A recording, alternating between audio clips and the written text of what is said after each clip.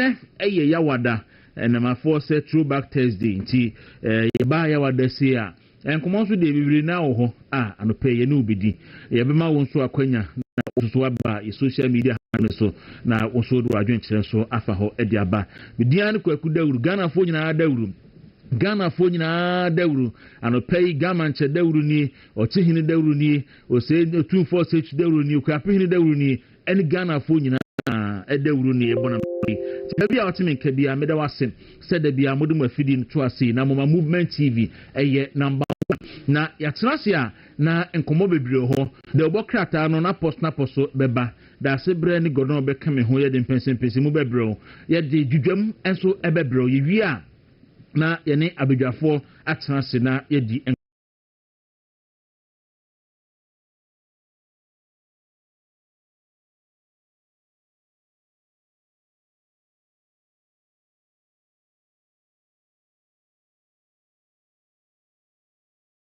I buy no mining ho asem na mining ho asem so dia na state capture pro max na cost because ya di Ghana mining sector ni nyina ya bona bomu de ama Ibrahim Mahama ani de Mahamis so monfa na omonfa nko waso musrim nti ebedi ho enkomo ene anopei na ya tese mampani se o chair emergency cabinet meeting anopei na adentia osefa ngobo na ekosu wiasa mansa duaso ni sisi na mesiwe mampani Mahama ne populism every Thursday bia moye cabinet meeting etimo koyam cabinet meeting a monkoye modwene ho muhu ne ebesi a mahu afi ne yebe ya announcement a chere Ghana for eka yibo kosu nti ekoye emergency cabinet meeting eden ne be free mu aba ene fangu ye esene bo ekosuri Ghana folks should know say at the same time as ye importers of that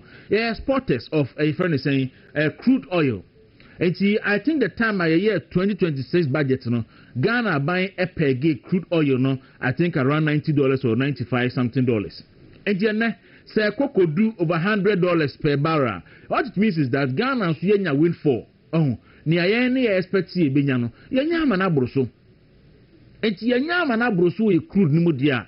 Mofa bin kusi Ghana for mona maba na modi eto aba begu ho wonye bin free okeke we here emergency cabinet meeting bim ansa na ye kwa baba yese bia obi ne pe Ghana for asem ye nyina anim se nya de mo pe Ghana for asem gay matter no still on the banner na anopay meta the soft penny ba ko brase breba me na yi quotation aba o se nyankopɔ se onya otrini ni ba ko pekura on se krui enti asofo yi eka anu atumi asofo ko agima no moko methodist of pani bi so aba be kasa se na endra sukwache na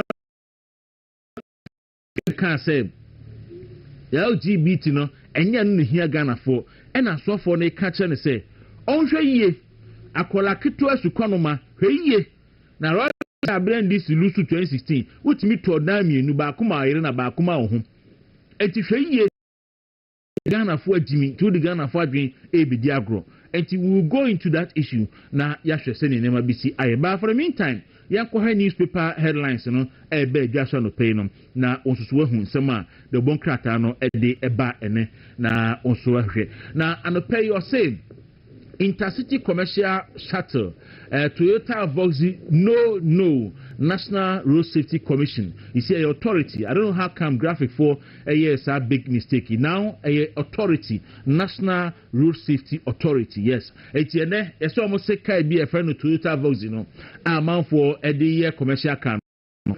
Because car no. Ghana 207 accident ya money aeroplane accident airwork ekuni pattern eka so be share ship poso na nka wawie sa na vox ni kwakoye accident nkoa ni speed ni ade ntie se ohun so mo premium fa commercial vehicles bimti ehun asam the bureaucracy e de aba and no say crude production hit 6-year low and so piak fon so eka ho asam na the bureaucracy e de aba LBMA commend nation's responsible gold sourcing. You yate anti-galamsey fight, not the stopgard crackdown. Minerals Commission Deputy CEO and also Eka Twyford for so mwasi any other headlines. Yenko anyway na yenshem. Daily Guide Democrat ini or say LGBTQI plus U10. Don't belittle our intelligence. Methodist Bishop to government. A friend of Most Reverend Professor Kwabena Asamoah Jadu. And all catch up by say, Shan one for Adrian Yagro. And my name was say Ghana for Jimmy LGBT community. And Odiaba. And I say, reconstruct terminal 2, not a repurpose. Lawyer petition Mahama. And I see. And I hit good Phil, since we say money a year traffic gurus almost silly $2.8 billion deal. So the Oforiata released from ICE and I say ICE detention. Tieneka second Oforiata. Afi aman bail. Say one kofi na ontina fi mi nina semteno. So the Democrat e de hwasem e de aba. Yen to aswe na yen konkohwe the Democrat ano ebe dwaso ene the Chronicle the Democrat ena no pay ono so abana obo na mane kama na Chronicle chere say hit gold mine asoma mekan ya say about 2.28 billion and money traffic gura for and set me aka na omo na 700,000 ounces of gold and almost so eb2 the free assassin no asint the Democrat e the aba or say lawyer petition Mahama to suspend terminal 2 Kutuka International Accra is up with the Accra in Kutuka Beam. And you know, AI Terminal 2 project, you know, also I now lawyer any raising issues, including procurement issues. Now, here I did that. And that me who picture no pen. I'm saying, hey, Ujafu no, or procurement, or sign no idea, and no answer no more. Yes, and you be, yeah, young queen. Na yen konkoshe the Democrat out there by the exclusive and also or say there is an issue about the trafigura issue nunti or the home assembly so at the abani other headlines yen to us na yen konkoshe the Daily Dispatch Democrat say responsible business practice is often the reason success becomes sustainable. KGO Alexade Ena Okan na KGO group no SCU no say responsible business practice say oye adwumayini a ana obi adwuma na adwuma wura no ene adwuma no emu ene enipa yi adwuma nyina no ebeye responsible mbeja cutting of conduct ne sa ne manema nyina no enne beboa ama adwuma no ache enye sa de a sin from ape edi hwunhwum paade a wonya ti oye ya na wakoko beebi achente eno so Democrat yi edi aba eno say coming soon towards NDC 2028 presidential slot and in-depth analysis. So Uncle Ben Efson and Peter Ankoma and an Pelmuso say one more bay analysis. No, say coming soon. There's a Peter Ankoma and Uncle Ben Efson. Almost say more minimum. Na eba in primpria the Democrat and so Eddie Abba. Yes, IGP so and special operations no and almost so no wasam or the Abba. Asieho and also Ghana ranked 11th most polluted country in Africa.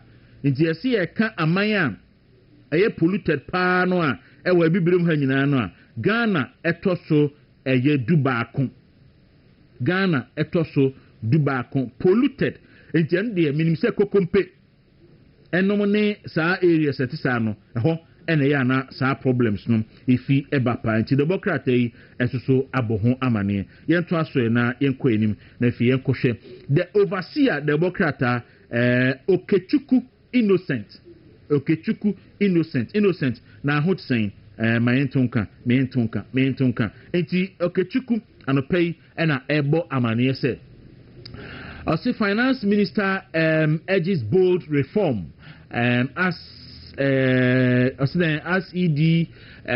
ED declares convene in Africa. Nti eno so Democrat etimi de ho asem no ede aba. Okay, ti Akwatia MP ono so tutubo Aboba Park so yo yate yenkwe na yenhwe say Democrat ahudo ni bi ebaya. The business analyst Democrat say PIAC erezi alarm over declining oil production ena eno so ose abena missing petroleum revenue or the aba ofuriata release from ICE detention following judicial order. Eno so no the obokrata e de ho asem e de abreyen ene anopay. Nti yento aso na yenhwem.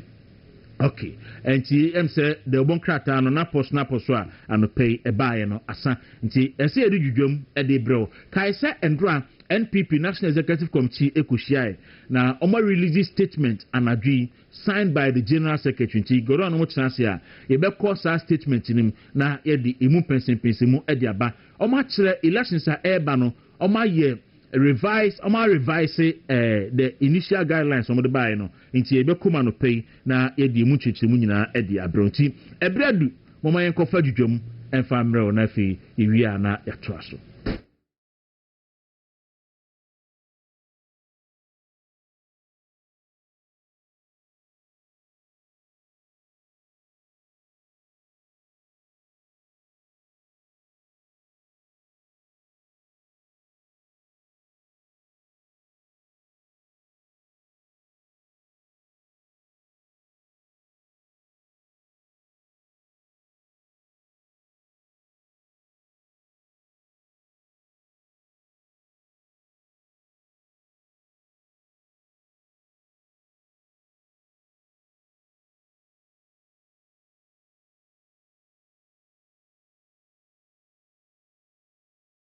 Na anopay matra se mi wies pena god no mo trans na fi ye pensin mu no e de abro abusua and so penny bi abekasa about the LGBTQI+ issue na o say ema aban no a owoso government of the day John Dramani Mahama government no emanin belittle ye Ghana for intelligence yes emana dwene enye ne say Ghana for ya dwene mu ha ya dwene mu omre enti obetimi aye ne opebia e de akire Ghana for yara John Dramani Mahama eba yi bosha hodo a ode share Ghana for nyina enya ade a wadi so all sectors or make promises all sectors enya ade aba kumpo watimi de aye adwuma na o hwe koku akuafo bosha wode share mu me ba minimum emam 6,000 obai wasa krate omukoko ebo so a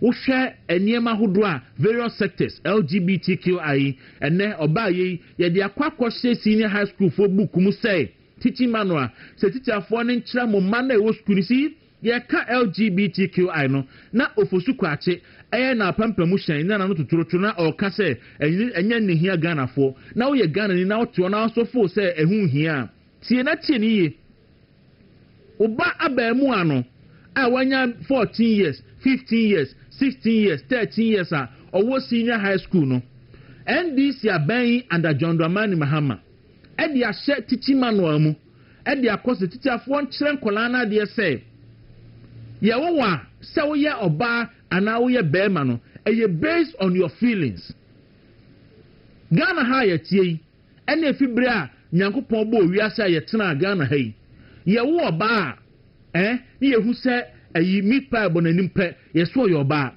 ye hu se Kwaku don suro bonanim a ye so e bema John Mahama se emiye nka ni se abiem na mom ye nka se eye nkola ye nkyere nkola ne se eye mo feelings enti ye wo a se o feel se o ye oba o feel se o ye bema so o feel se o ye odwan a o ye odwan o feel se o ye odabo a o ye odabo sana John Mahama ese ye nkyere nkola no enti trans na fo se sane mani hu hia wa ebekọ ababe hia refer KKBK kakra be count KKBK kakra be count enti eno ne ade a ye de kire o ma no enti oba hu dakro what wa na aba no report card ne ba baby o hono ma ye tro sex na abose wa tro e be ma wa tro male or your ba wa tro female dakro do otu fia ofo na oba de report card aba obehu ba bia sex ni wono na oba na tro odwan goat obehu ba bia sex ni wono na oba na tro se or your ba wa tro se or ye bema because sa na o feeling eno ni ade a aban si enchire Ghana for sa na o feeling. And I don't think say Ghana for are you ready for this? Enti yakasa aka ho asem ene abana ye na dwen se omwa onti obia. we are encouraging say as many as of far sorry the conscience of this nation. Na LGBTQ aisemi form anuntumbi na nanom ahemfo mon sorry na nanom ahemfo mon sorry o meye modia Ghana meye modia da bia me cancer politicians ebedi nsemu a Ghana asase e da hoyi na nanom dia enkran meye da hoyi enkran nanom ahemfo modia asanteman asanteman ahemfo modia okuapeman ahemfo ne modia. Enti mon sorry ahemfo no sorry na mon ka no kure mon si penche Ghana mampani se yentimi ntra Ghana ha ema omagi gay sam entum yentimi ntra ha man nkoso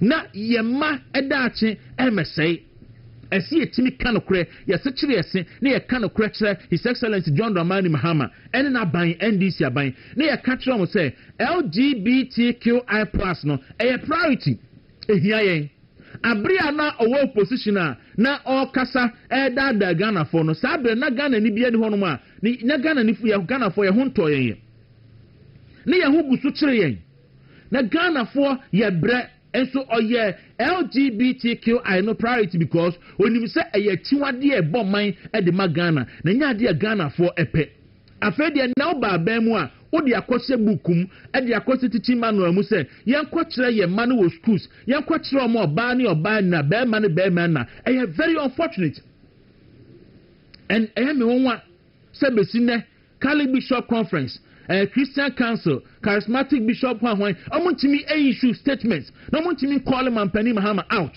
me wonwa say osofo Steve Wingham entimi enfa statement and ma bontin and condemn Yera Mampani Mahama stands on the LGBTQI+ said this statement by my graphic published here na Obon Abaso hono. You should talk, men of God, we are calling on you, talk yen come on kasa. Mon kind of cruncher mampani, speak to power, speak truth to power. Mon kind of cruncher mampani, we will be at the appointment. You see, I'm appointees of the president. Enti na munti min kasa na. Asoro no hwamo, asoro no hwamo. Ehiafo e wa asoro mu no eti correction, etu ntutududuo, emi ye de hwamo. Eti mo mu bebre ho no ma asofo no, mo hotomo, mo live at the expense of the ordinary Ghanaian. Ordinary Ghanaian no enene ye che ne ba say oye bema on funny feelings and case wo your ba on funny feelings and case wo your dwan enye consent to you so Mampani Mahama say gay no obeji atuma mo ma ne ba Sharifa ne Farida no oba war Farida ne hu say afedie o hu say gay na ya Sam George aye ne bo sampan ena wodidi animu. And then oba ye kra communication ministry had ne kokoto ye no Sam George am mess up big time. And na social media so na question enkrofo complaining about Telecell phone network in particular. Kwa na question enkrofo complaining. Oto Telecell network data egu phone so ntimi nyusu. Telecell network no data no gu phone so pa so ntimi nyusu. Enfaso bia ni so etimi untimi ugina enkran me Telecell office was ya me obi me take okomle me ya Telecell office was ya me ha network no untimi hwa video ento aso 1 minute e twa ne ho. Sam George to very very useless. Ohun we nka we esro so mreso na nti sei Eja ya no so amudi ensu network yi so a ne bo say the nending and Ghana phone timi nto aisa by digester oto ya na ahye network ni nye okoba bia microphone timi nkasa Sam George ntimi nya hwe enna woti ho enna wabe campaign at the back of LGBTQI+ and odi akwaji communication ministry no enna oto he see so okolo school osori anopa na wa fa motoke dadu nanim na odeko odi Ghana your time your school your working hours no enna odi ko school Ghana your working hours no enna odi ko school and Mampani Mahama enna wo hwe no efia no pakosi be 2 na o school mu a wo ko school mumisa na meboa monka mumisa no se meboa efi anopa ekosi be no mienu as minister of state obetena communication minister ni wa ye adwuma no na odi ko school na Mampani ntimi ka hwe because Mampani nu amu no gay sem no se ne kasa nyina a kire se na ni gi ho ofo aso dia akasa abrei NDC wo numbers e wo parliament a betting their pass gay bill no and a year. All they will do is that the ba near kind their cost send us a media bill no no said ya bills are been no no betting your pass bill no under certificate of agency because they have the numbers. Why is the NDC not passing the anti-gay bill? NDC na gay for party bi ana. Sisi a NDC no abeye gay for party ana. NDC abeye gay for party a ababa Ghana for hu. We want to know. Sene adenti na abere nkrofo kasa NDC be ko tetem no. Esi edi nkecha no fifi kote be kasa na gay semi do makama no atum. Send this for Kwaji gay for council the campaign. They should let Ghanaians know. And this for Kwaji gay for Canada campaign. Omon can't Ghana for you. Yet mean trust it and so I name my way so. Ye catch send this for say gay bill ne dear. Omun won't be pass it. Mobile brick a crabby. And yema and this for fumuno. Emu agram na ya state capture ya that's bre ajeju amna and God na sarabidi akọ kam ho and de ye be pet time na mine ni nsem ni nyina no ya wuram Ibrahim Mahama mine ni nsem no ni nyina ye be wuram na ya biebie mu no wahu. Can you imagine say me send people abemu na chema untumi say obeto anka na ekoto da my go first mine sanka ndc be dani kruisi e de abutuo so na ba yi amanfo age dinti amanfo akomano atum and media for bi kra na champion say yefa Ghana nyina kra emma Ibrahim Mahama enye Ibrahim Mahama no mo fa nkofi nkonkodi bidin Kwaku Dawuro we ejudwam on movement in the morning that's when what na say na ewura simu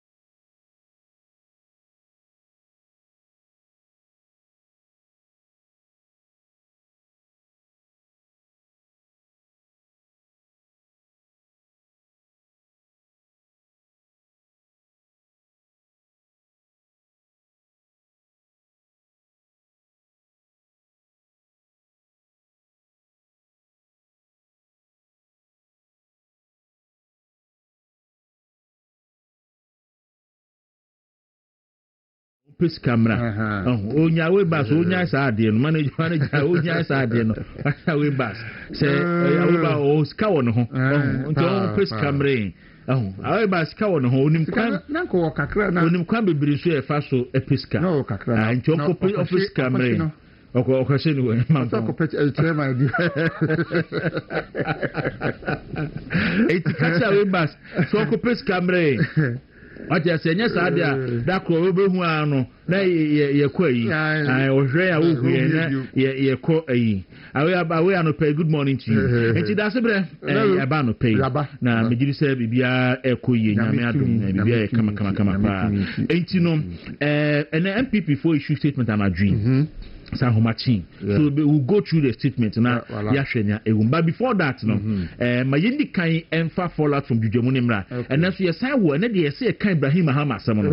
I say a kind, no, so quickly, no, you touch on the Mahama, no, Mahama Ibrahim. So family dynasty, Omododia, I see a kind wasum. And you know, ye Jujamuni freehold. That's we are agglomulate and then agglomulate. So I say, okay. That's your home. You're not sure I'm putting coupons to send them, so I'm a happy. But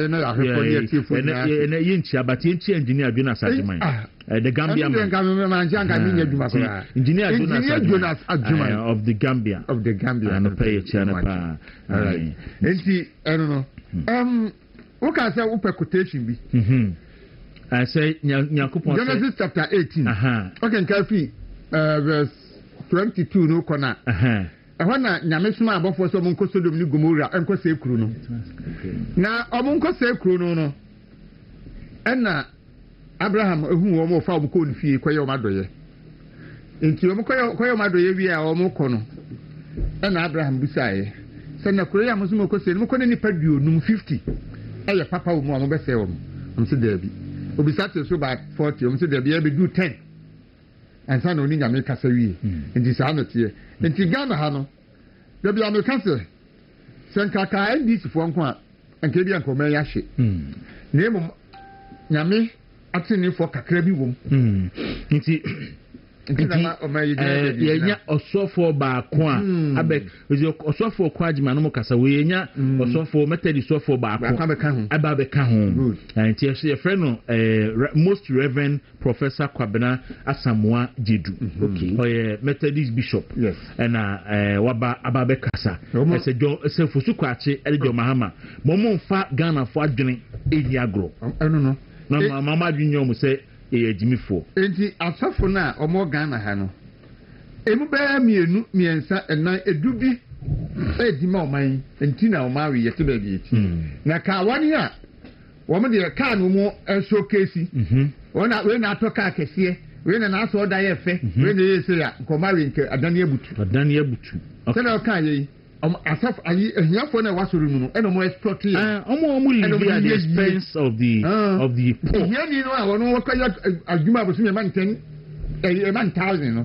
no sa be to 100 e dey tight we are no at offer na wa to oil eno mo di eno mo nkise mu di na say ehiafo ne ma no yesi e be kire omuma no turumu a na maka no atu because mo da board so a nyame hwe nyina godon ma chi ye damenia na boko de nyame adum ahoden wo ho ma send e bi ama sa bi da ma Eric to onye ho adwuma okay sia me send ti be okay Reverend John Ntimfojo okay brother no baga nti enwe no na manual na book na woka no yeah teacher manual what bi ba ha okay am ye kenkan it sa video no about 4 minutes it be their man no me adu na koshim etiem teacher manual na ba bia to ba bia mo kire ni say yawo wo ba ana bema at birth no krampu no ubetime du ba bi na ka say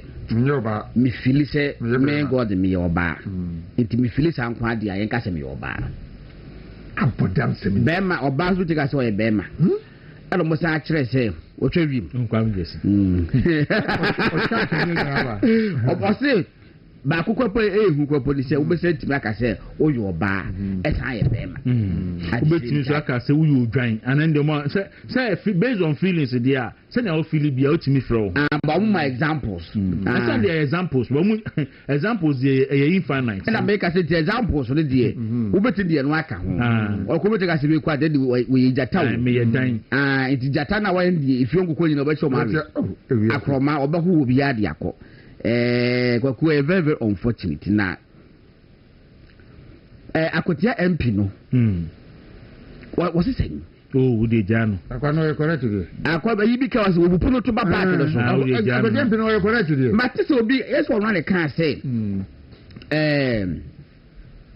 MP before ni mu right ano ko na kan sa asem no na bi busa me wo say sa de na e man e ba parliament no ya ye jitu wo parliament no na a unanimous decision and kamu bet passes that time na minority decision maybe MPP and DC for members of parliament nyina and the jitu mu it was a decision by Parliament of Ghana yeah obi abstain obi antwene ho omu nyina MPP and DC for nyina and the jitu mu enti wonti mechanic baby say MPP ni moral right. We have the moral right. Now, assuming with that, make the group say, can this for company they buy and so what? Say, no time to see. It's about 20 years about your Befi, numbers mobile monya, you do to me and can. Yabeka, the only thing in Ghana for you can say, President Muhammad dear, Ujini dear, LGBTQ, and then maybe Bruno Kwaku, not in Yeji. So, if you have a bonte, say, I or no to my. President Mahama because President Mahama is here suffer Emma what teach him cast one to bar or best sign no Assemblies of God we need na or no say no and now said Dr. Naneku Fadu and sign no Dr. Bamiano Naneku Fadu the year Juma and into the say Naneku Fadu and side there and then the say Dr. Bamia a best sign. The what I'm saying, Bassa can I want to say we are Disney? Let's also. Can I want thing? That's also. So we are Disney. And I say, Charles Osu the cancer. Oh, Charles Osu. Because what the change is coming. Saudi Okumasi. But now say some change is coming. Oh, by Hanonia. Forestry Commission, Kose. Ekose, and you track forever. Achimota Forest Assassin forever. And all the years, Charles Osu, I mean, to an Kappa. Also, you're so full. Okay, can't inquire them. We no so called campaign. We are so full. It's your MP. Send us for the year, send us to my bishop. Charles Osu to me as of what? Come in, bishop. I mean, I'm not from heaven. There be as of the day. See, it will go. Master. Then I also could be. Yeah, what was this offer couldn't and doubt to be so forward. Maybe I also pass off the day me doubt. One first by now, sorry. Now, obey me. Why I suffer? Obey me. Why food or suffer my colleague? Why I make us now what can say? Nana Kufuadu and sign. And no to not about me also, and no, your vice president said about me also intimate sign the year. Not a caca because Kwaku Ghana Mrano is the president. Still, Mr. President, and the bet to me a sign. And can say, Sir President and sign, Vice President best sign, and a Vice President one sign. Mumunta one of you. It is a Mikasa Chasu on your software. I'm sure at the Cronty America. Okay. Bible so a banswa, a jadiswa. A janso and swani papa mu yebi o kra o yeboni no onu ani be wuo it's so your sofo na woni mu ya o your sofo say ba sisubie me horo o say oba enswa ejade soa and a janso enswa oba mu ye o kra o yeboni no ori ne be wuo enti so your sofo na woni bible quotation we na kwotna o say agufo ado ansan a and e ba obi anso nsan ya wonnya nyame sofo woni bible mu okay and you free bible no mu a na ye ba Ghana constitution mu so a yes, Sanya no. Yes, president pay. The president, Ghana Mrebianka is the president and Sanya, the vice president, able to me as sign, and the vice president what about me as one sign. Second, when you have opportunity to know the year, and there was one sign the year, who can blame him. Meanwhile, what about me is on record. What about me is on record. So what kind of Montiaka, a brother MP, what Bemu say? On what ya? That's a bit better. Kwaku, and Kramosumpo, the Ndise Chrisosumpo, that was an maybe haram, Omupo, Omosumpo, haram.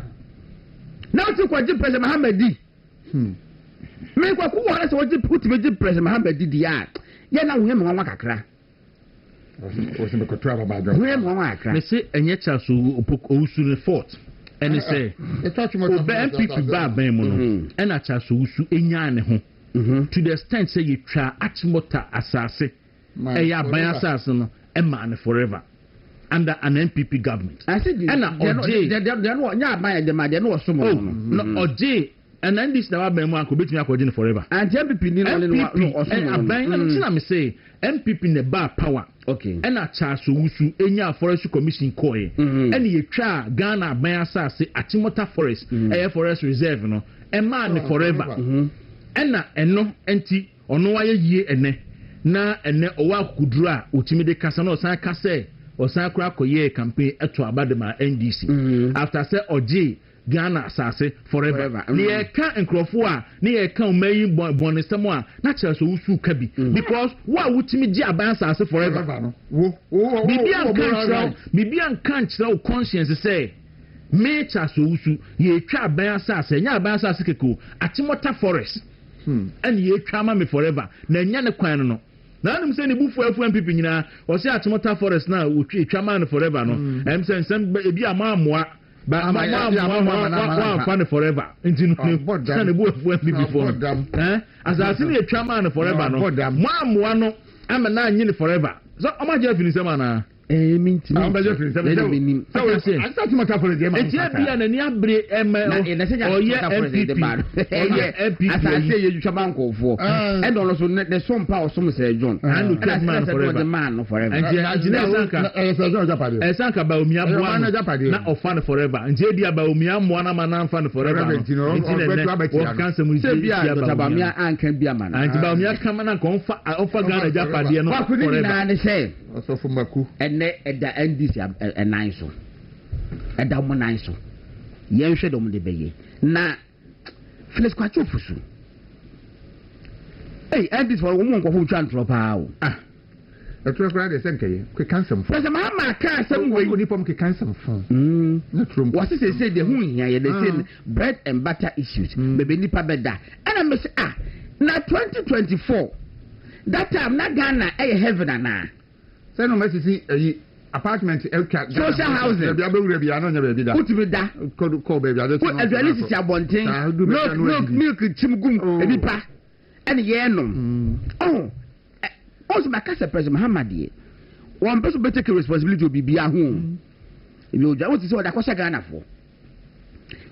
for ben and na kwaye press conference ka say Ghana for na dey say LGBT asamayenka na kom na dey na Kwaku nyuma na say ababa pa abo aben na ababa pa ba 1 year Ghana kom na dey ababa pa ba no and yes ye da so kan aduane ho asem ba bia beda ababa pa ba ni anyway it is of matters of opinion ye dana say nyame srano na see me ade godon ade ba ko a me da bia e ma mani gise me ye press bi ni say godon press bi aso for there see ye hwe wanim aka no kra so e simple crowd press bi aso for see ye hwe wanim pa na aka no kra so me say enti press so for bi say right reverend professor Joseph Obiri ye bo amanti me penasem say ye hwe wanim na aka no kra so say krati me kai me ko ayu akrofu ho baby I was achim akrofo na me koto president o se mi so kache o se Kwame Jones kache wo se so ba sorry ache ye omra so me kaze that LGBTQ plus ya ekose nyina no e se Ghana 40 ase ya ba to ba na ensemi na mframa mu se NDC for joma ma LGBTQ for be the sponsor no anything oba ya wo mo ye cha nema no hwan nyoma ma adi choro mo Buano Paz. Oh, that's accusation people back here. Some George. I want to call it the chairman was the Buano Paz. Because gay in the constituency, gay in the fee, and some George meeting. It can say Sam George sa ayi advocacy or ye mokra di promote gays all right please go and stop defending Charles Owusu. He's such an English that he declared openly that he voted for NDC instead of MPP who got him a job. Mami said Charles Owusu is the most ungrateful human being on planet Earth. The real professor Frepon Watting. Mami for Mr. The real professor for minister. Professor Frepon Watting put here. Said o kapati no fra asase. Wo di ofiri abi na be wura mu an ye sal na ni woni omom dada no. Ene ma post kese. Na etwa abata forever. And I would do it. And then about some like say, yeah, more fun forever. And you will afu. Some part of some say, I'm for money. I'm for money. Minister Jeffrey is a moon. I'm for fat water for a senior man. Oh, didn't I say? So open assassin. Open assassin. Jubilee House. But what Eric said, I read and what Baman. I'm for Jubilee House. I'm for no forever. So what joining looting brigade no Charles Owusu joining looting brigade no and you should not forget to say a brand now and this worker say state capture ne land grab na that na can who say John the neck looting brigade no or a porter womb and omu lutu o man de kota Owusu looting brigade na ye lutu aban sa ase any abja beja pade no or a porter supporter for no mo ebi pon no and or sa ni post no no Eric man kon share video ne mra ye ba na fe ye nto aso ko he Ibrahim Mahama sem no ai etimi po ma president Kufuor also so mun chain the cool school na yanko print book ikram. Okay, see ebehwe Eric Pastor God on video already my draw attention na yehuna emfa enkyere atifo na atifo so ehuni ma ekoso munye netam na no pay ndra entimi anka Ibrahim Mahama asam no ntese anopay itimi eka. So before that and there because person ka wi ansa na movie akọ other issues and we don't have to go and come back to the same issues nti asofo na aka no godon omo mekasa ahefo kasa nanum mu gunsa mu megunsa Ghana baifo nyina emo nsore e wo sa di we ho because mo ye gay a Ghana samafo se mo na mo ye gay a ankama wa me na mo na nanu ma be wo ye me so ma wo yen ohi David now you him awo tumi pa abra okofa yuri ayire na o ma ye di yuri akogina akwan no ba bia di ma ye kum no no sable nyame difo no onya akukọ dokọ na nim ko kan nim ko kan nim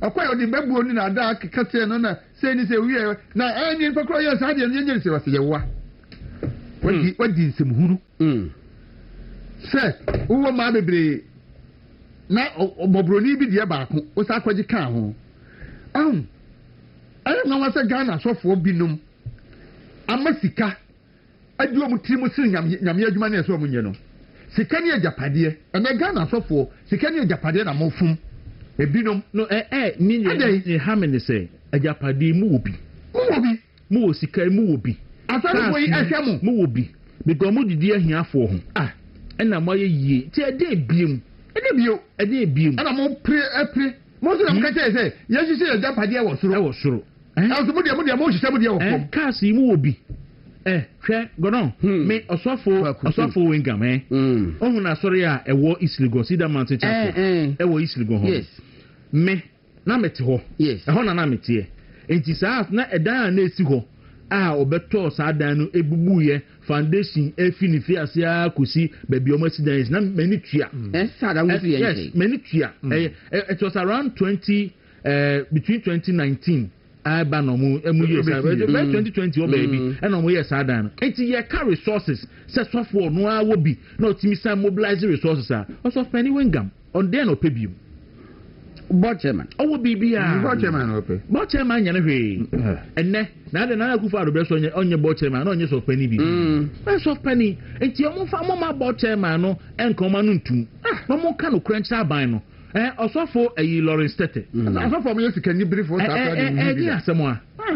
international evangelist any asem also penny a ajenasare ntinya ohwe o kai so penny ajenasare abra Sam George e twa no sa tese of fight LGBT so penny ajenasare ehwie mpa bogu so de e ngosra na o say special prayer senedin no atina no wa kundi atia LGBTQI enti yes petsan kasabri Sam George e kan kwa asemi e se so penny ajenasare etia no the bill say that no omo ye tere na akufu ado na enye genuine fight okay so sadia if omo ye dishonest people if of penny ajenasare Adiana na all ye na o hwie ngugu Sam George so na o buttons e hye den no se na o mini well for the ordinary Ghanaian there e so sabri watiatia Sam George aka chen say onyansem hunu no but Dawuro Reverend Akelton said the Methodist minister who has spoken is the presiding bishop of the Methodist Church. He's the head of the Methodist Church. And they say, Wakasa Methodist. Methodist are already working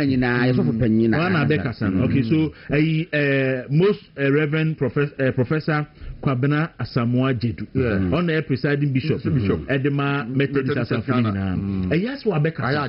And yes, Miss of Penny, Menyantinka, Miss of Penny, also a professor of the General Assembly of the General Assembly of the President Church of Ghana. Omo nyina nkasa Kali Bishop Conference omo nkasa na mampani mahama hu say ontimi fa Ghana for nyenkoa omo nyina nkasa ndi over 20 about 80% of members of Presbyterian Church say the truth. They say the truth. We can't take it from us. They can't create. And to me, say the Plamono moderator so bad then. The class are babonting or yache, but ye jinidi said the Plamono or the crat are bedding every babonting. And when Gam City were good when Master Grass in Mahama. Double Mugasi. Rangam, well, good when Master because now you're quite graphic publishing California to anymore. Yes, and I saw telling to coin. I feel Jatano and the country is Yataba so far, me to be PF wanting.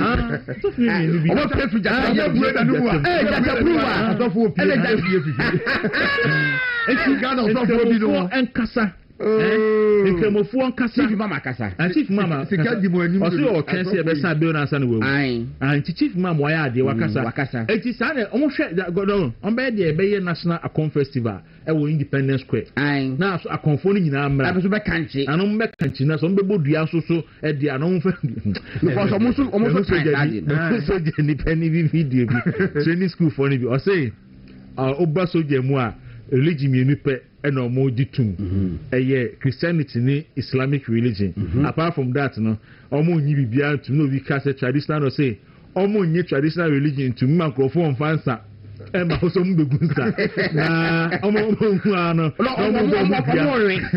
oso be hu ana omo be mu nua obe hu ana finsa no beba na mo bere na mo abofuru na mo be ha pemiru no ba ku mu hye eno ano no because ho de eti yesre Eric Patovi na ready a wo na ye twen wo ma ye mu wie afi nya kwanko Adamates so we are live on Facebook, we are live on YouTube, Movement TV on Facebook, Movement TV on YouTube. They are ready there fashim. Okay, say my main sandwich is my Eric. Na ye ufad ultimatum. As if sabi oti o mon chain na school. Na yanko print book e kura mu yi o. Sa book e kura mi Physical Education and Health elective. Ni yanko print DS Naka Ministry of Education Abai Nakasa all the way from Jubilee House Ministry of Education Naka Ghana Education Service ni yanko team sa book better no Physical Education and Health. Okay, yeah, it is. A textbook. A teacher manual. Okay, Ministry of Education. Yes. Physical Education and Health. The way they did to schools. Senior high school. Teacher need be what's Physical Education and Health. So I'm going to be sure we actually. Okay. Definition woman and the better. And no, and so now a breast now throw exams are. So the definition now I bet we produce. Okay. You make a fun to also me answer. In fact, at the time the intercept is expose we the best President Mahama and then the Ministry of Education in Naka and the Ghana Education Service at the LGBT Kwaku rest. So many okay. Now what do you be the man? One casa, maybe make a kind of my bomb still in America. Okay. Not kind of definition, just me and some definition 1, 2. Any gender identity. What a kind of at the common sense in one terms never sex, sexuality, and gender identity. Okay, who we are, Srimu, Sretifo. Now, say politics in the area, we end this in Inauti. Not the same nature of balance, be Bia. So we are soft, we imam, we are control your hine.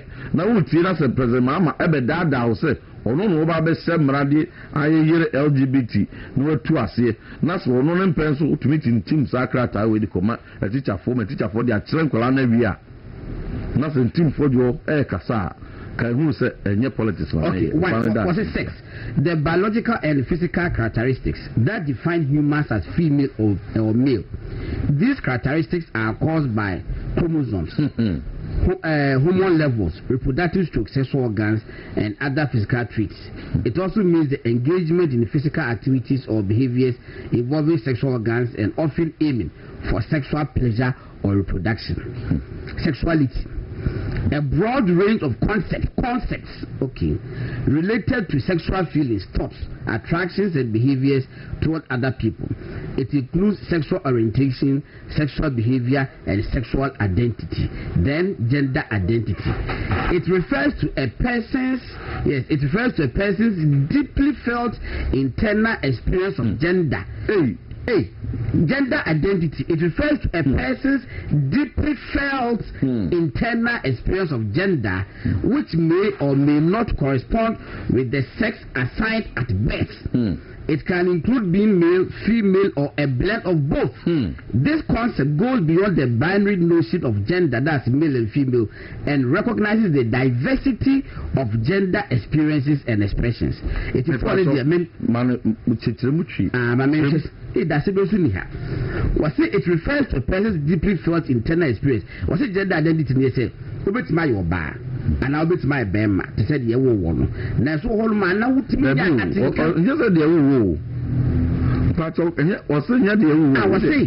It refers to a person's deeply felt internal experience of gender, which may or may not correspond to the sex assigned at birth. If you say, "Beta was a bema." Now, if you have a man who hold man out, nothing can say you are bad. You better was all your bar. Name Mulu Martin can say, we a bema. You better was all your bar. You better take us in your bar, a champion bema, and a panel, and a panel, a bema, no bird, my dandy, and you real number your bar, and I enjoyed it. That's in Cano, and tell you, and then you tell that's gender identity. And yet, Daniel will say, you better say your bema, and that's your bar. Now, we hope to refuse all your bar, which has everything your bar, your bema, your bar. Anytime you need as you want. It's a luna dahana.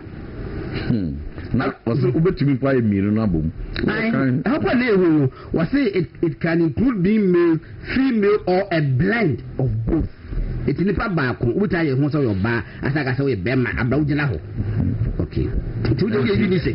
All right. Inti abusia we Reverend Intin for Joe Titi Manu anano pe me kan wasem no na oba be chirimu so na ombe be chirimu kan mu asem ene e diamba we nti betimi aka se based on feelings dia ubetimi aka se nso yo dum wo ye wa sapili se wadi akobe sapili nso ye nkonwa efe jodi dia me dem na obetimi ayi dua e de shebites mahogany me feel ni shedua akra ba ku bi ho so mo se menti wom asasehwam ye we see that so ho asasehwam no eno ye e wa ya homa e ya neta wo banchifum pa yes mo de shebites papa nti and he so ji and said it's a good message bia ma because we onka hu say e bia e mu bi ho no ma enye bites no person hu say ye tena akurase no ana ye into family no ukọ afu mu agodon odo ni nyina na watwa edu otu dua ni ntim ni bi na wo nti enye bites nkwa na ade be hye nti se akọ mo wire se 20 se ni nyina amu ye brother wo bebrebe nya se wo mu wo ahode no ho me ka se na no ye ko ba bi na papa no obi ma bites akwa no bo bites so bu no ndi papa no say hey o tell me I would nim say nua no de amanfo nim. All right, nzi abusua beto aso high movement in the morning on Movement TV. Now you're live on Facebook, you're live on YouTube. Nti mo man ko enim so quickly no yendi kan iti me abosan 85 yena na bi wo interview kakra na iti yenya ne woyenye Ibrahim Ahmed first and I say yenhwe MPP revised guidelines on the aba ye be fere na bia no why ya ko Ibrahim okay ti in room go on fine and them so ayi no okay odi ama that's yenko Ibrahim yenko ewia so hu ya bia me ka se aba ye kwato 2024 MPP lucy ye no ekwan bi so no na nyame nsa wom in the sense that NDC for year in opposition state capture family and friends whatever no na nyame no artist so ni say mudi for sa de no for MPP for but more can go MPP for so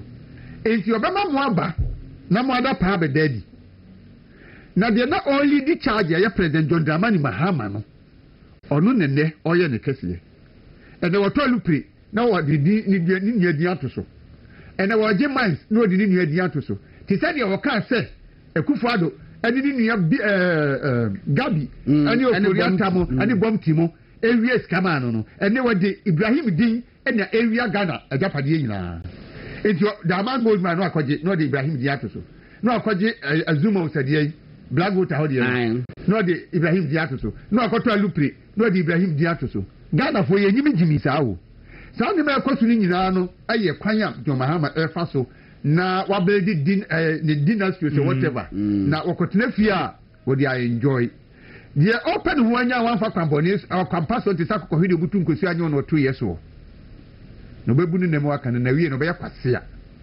go no yanko okay na susudia ana zukruwa ya odi John Mahama then opposition leader odi susu na Akufuado say na Akufuado enye kromfo na emum no obabusuafo bi wa aban no mu ebi kopo ni aban no mu so ka say wo mumpo mu ni aban no mu no omo bokro no awia niema awia aban japade e de ama na Akufuado no kwa retirement enjoy the same zukruwa no yakofa and the susu president Mahama na ban wo bui se hwesa zukruwa na ne Basharaf sa ne boxing ayina one run John Mahama dia ko ne ban wonya adwuma da woni se scan na obeti akwakofa box 6 ayi ti se Anthony Joshua every London and ni nipa be 10 extra first class ticket e da mo fi UK aba o my Ghana mu abeda aje o mani ada hotels akese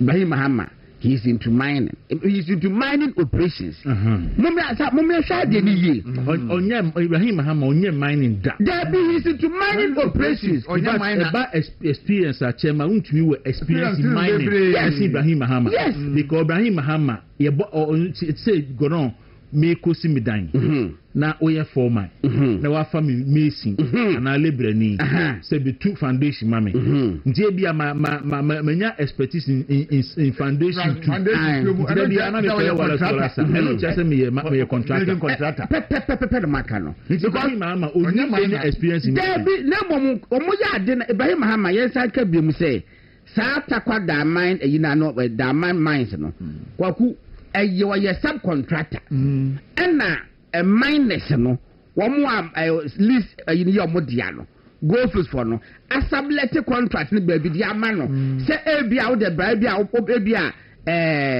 ballistic over Bombay adie no mo ka say explosive we blast me dase o ti blast abo no matabo accident first kwa wo akoka nyina wo ti wo blast ya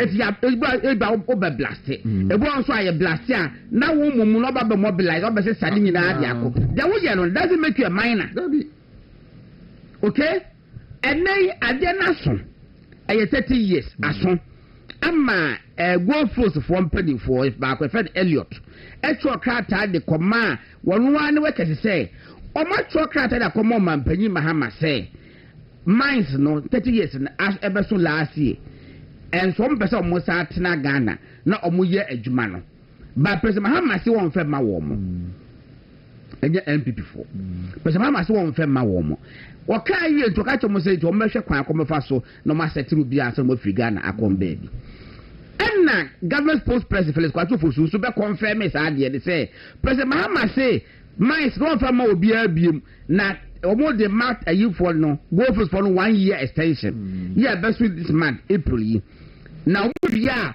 omo de be ma Ghanaian oil company omo de kan yo don't forget to say emra bia di o man Ghana mu a chere say Ghana asase a gold bauxite diamond was no chinchina e say de ma Ghana ni president Muhammad no take that decision say ovi ojifi o mo nsam a wo de be ma Ghana ni no problem she be bia na say bia be hwe ya be tia ne say Ibrahim Muhammad company EMP as some machines e dey ko go asase no so already more machines all more than so more o ma sableti bia more no afero mo so ma take over in fact ebi kwa che say sign post the bob holo afero be hwe no na jetati apie so because oba start e change the brand ni nyina e dey buy in the name of EMP Kwaku me dey ayima Eric Bato wetimi dey atoso ne hwa ade afi almost some of them EMP and a Ghana for say what the EMP say what dia emra be na wo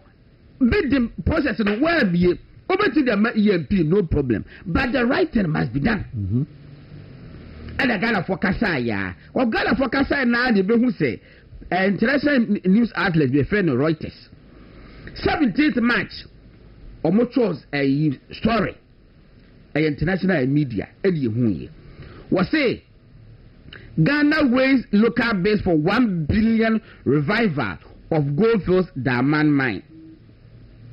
And that's until March 17th, Reuters. Ghana is assessing 3 bids from local investors to take over Goldfields diamond gold mine, which requires up to $1 billion investment to revive the mining, regulator told Reuters, nearly a year after the government seized control of the assets. And now, or say Ghana, what is seeking to no or talk to us. Then, or say Isaac Tando, acting head of the Minerals Commission, Ghana's mining regulator, told Reuters on Monday that Goldfields Diamond lease, which expires April 18th, will not be renewed. Was say mining contractors, mining contractors, engineers and planners, mining contractors. And mining operators, mining contractors, engineers and planners, and BCM International and consortium Vortex Resources have applied to own the mine, Tando said, and the regulator was assessing which bidder could meet its challenges. It's very a Reuters for a Troy, maybe count but me. I think you're very 17th March. Kwaku, I said you're all more. Now, I did this about one thing. Ministry of Lands and Natural Resources. Eric, so who about now that why I read now that Ministry of Lands and Natural Resources or say tender notice for selection of strategic investor for the lease and operation of the diamond gold mine. And now what to us? So I'm perceiving who did. So I say this invitation for tenders follows the notice which appeared in the Ministry of Lands and Natural Resources and Minerals Commission website dated 24th March 2026. 17th, Reuters. Ghana are buying a week later, 24th March. You see, you know, I'm not a crack. Say, a company now. Unya declare say interest different be in your honor. Okay, you're different in some part within 7 days. And say company be issue interest. Yes. And it's our companies no any bebe for the contract. Yes. My report most 1 year they say minimum contract for kwan so there. I don't even know whether say that time no more year and I still maybe they make say sir competitive way omo year. Normally I dinner. Boy be so. Na Eric my yenye my mo sa video no fanche da bi a woka ho asem be fo se bi a ona obo ya obo trimpo eka ma yenkobo video no mampani mahama de first and o kase na Akufo Addo ne ebe gabi no be wiesa ama na Akufo Addo ye wi a endra me send o video ba kon on yi e friend saying Sami Jenfi na o kase MPP for ba omo ya kronfo ewi o ma japade na emo no so ba yen hase we mampani mahama on gabinom na yenko just about 19 seconds video yenko hemra knows about this, and that's why he says, I'm too old to be corrupt. I'm not going to steal your money, because he knew his relatives would steal the money for him. And that's exactly what's happening. He can go to a plush retirement because of Oyata and Gabi and everybody will look after him. Bamti and Co would all look after him. Any conflict of interest, the president knows about this, and that's why he says, I'm too old to be corrupt. I'm not going to steal your money. He knew his relatives would steal the money for him. And that's exactly what's happening. He can go to a plush retirement because of Oyata and Gabi and everybody will look after him. Bamti and Co would all look after him. All right, it's way Abraham Sena Japade, and who's some about friend is saying, PDS, and who's some about, and Okasu, and Akufo Addo. Nini anum Gabi num bom tinum be wies kamano nti no kaso onye corrupt no but God see oka conflict of interest yes and now ye kase man pani die and the clear case of conflict of interest and the clear case of conflict of interest no and ye wa bladder and na wafa omeja pade e di amano under the guise of say ya go through process because odudi kan the man and sana Ghana for kasa ye iti omudi kan release letter bi say o ya bujina upon the man omuhwe mo e point at some boa pe and if omo sha say omo ko competitive bidding but now again say wo ye mampani na wo hye mrakete say abayaduma eni bia enye achede say obaji achede a enye achede bro 20,000 Ghana cedis. So obi ma ade na bro 20,000 Ghana cedis a fa ade na bra ban because ogia ebetimi ama why den why corrupt na wo mampani no wo gi achede thousands and millions of dollars because o catch say Akufo Addo tu kwan a plane no every hour bia you charging $14,000 enti jatano so the kwa that's every hour bia $14,000 can pay or diako that's what the millions of cedis e dey free dollars e dey free jatano ho enti je be na jatane ba no say me pay da my mind no obetimi aka che say da bi untimi enti won so no code of conduct no so a conflict of interest and you see conflict of interest as described determined in the constitution no say ne kan nyina say we ya ban adwuma yi ni a don't put yourself in a state to compromise and no public procurement act no na the manuals na ka say godon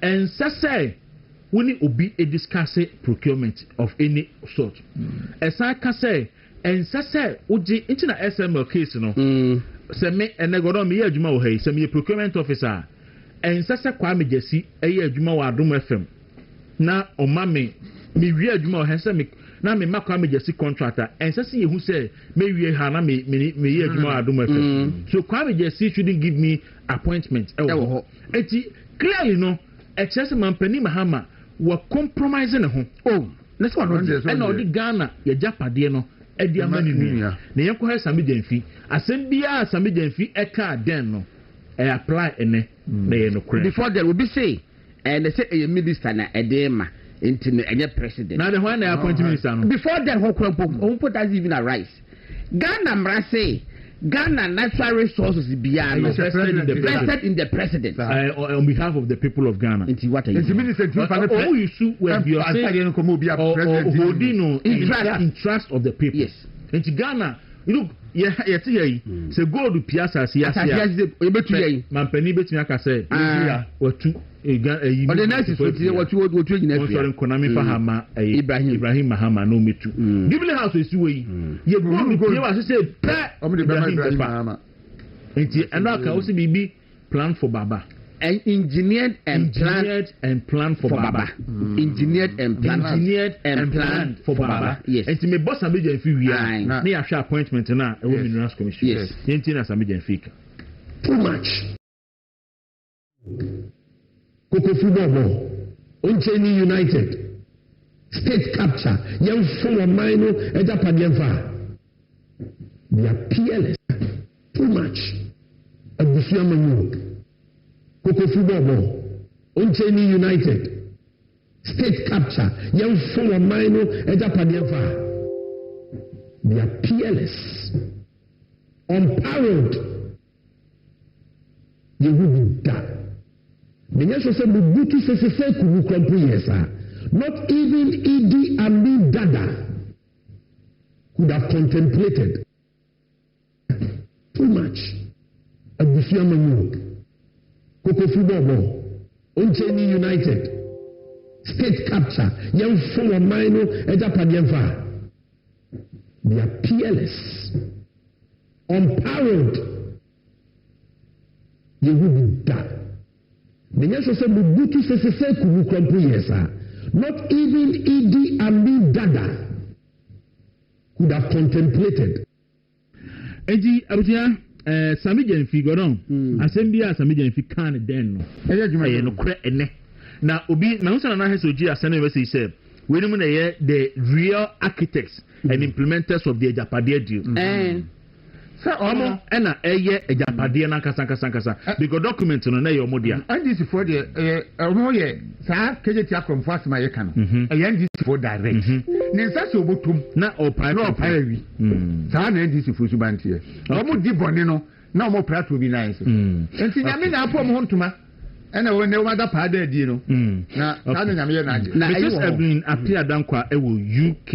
I'll say I mean can't so much chamona nurse for near Jumaifo a National Health Service for nyina ehwe so no ye world metro no honti so mo hwe no mutie no mo say mo ma yiku ne adwuma ye nti yeso ye do mase yenso se da bia no mutie ya no pa bia kono na obi se obi ase na ohin popro to gbe afede wo ho to gbe afede ase no wa bi say wo so ayin Ejapade book no didi ye no na a fiction but when fiction abstract no it comes to reality. You believe in the fiction or the abstract, but reality to be after the no consistency and the argument be say see promote Ghanaian own companies. Okay. But Brian no more the energy.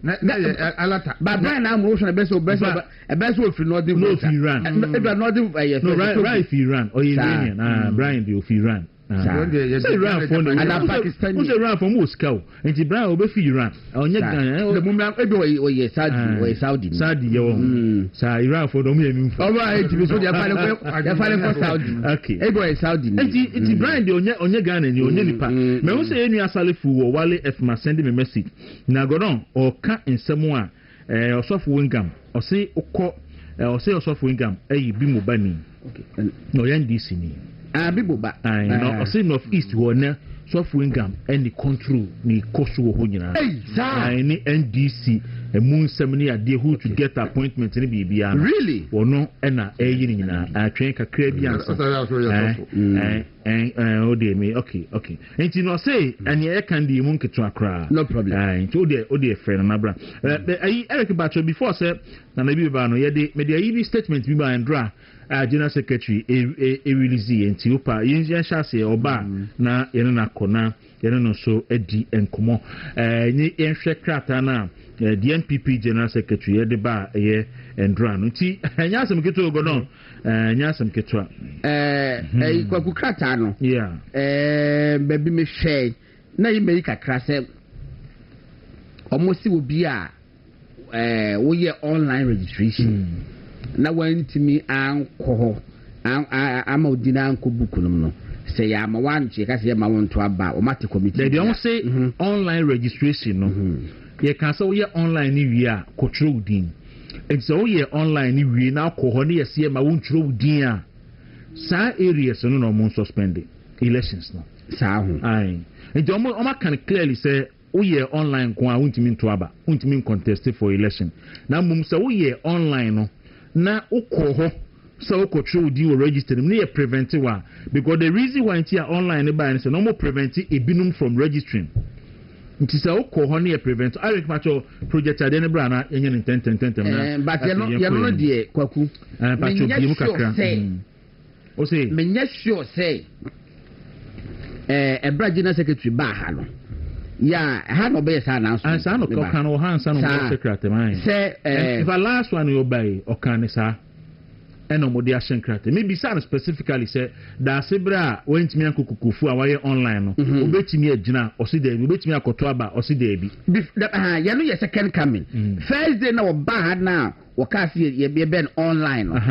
That's our close neck. And that can some be a verification. Make we be saying say online no amu nyini send this for be you know so mu ye and this amu register we are on be verification and so far earlier first guidelines na ho and so far we ntimi nye verification we ntimi use online no ento aba da bi Kwaku omu the time omu ye timetable no say your registration if you are a verification na verification nim na ka ho as a verification date so by you na verification date by and send ye be ka online.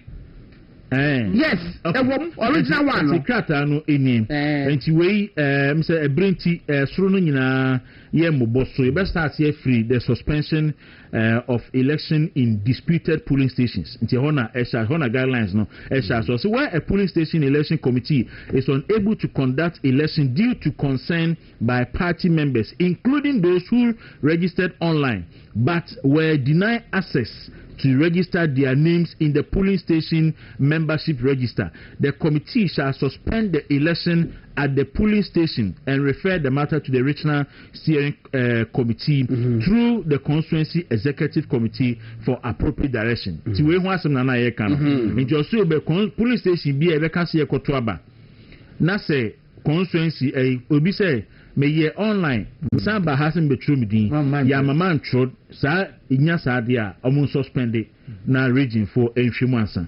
2 of the number of polling stations each polling station election committee shall conduct up to 25 polling station executive elections. A house modification abem initially na ka 10 naka polling station election committee bia ebe conducted 10 polling stations. You show mo dey up to 25. Okay. But we could be so before then. I had the message simply for mo hwemu bi mu. Says will be your online registration. Next one ko the police station anko to do book no mu a. Other than say the back they can say man into aba and I say you want to be and stand me into aba man.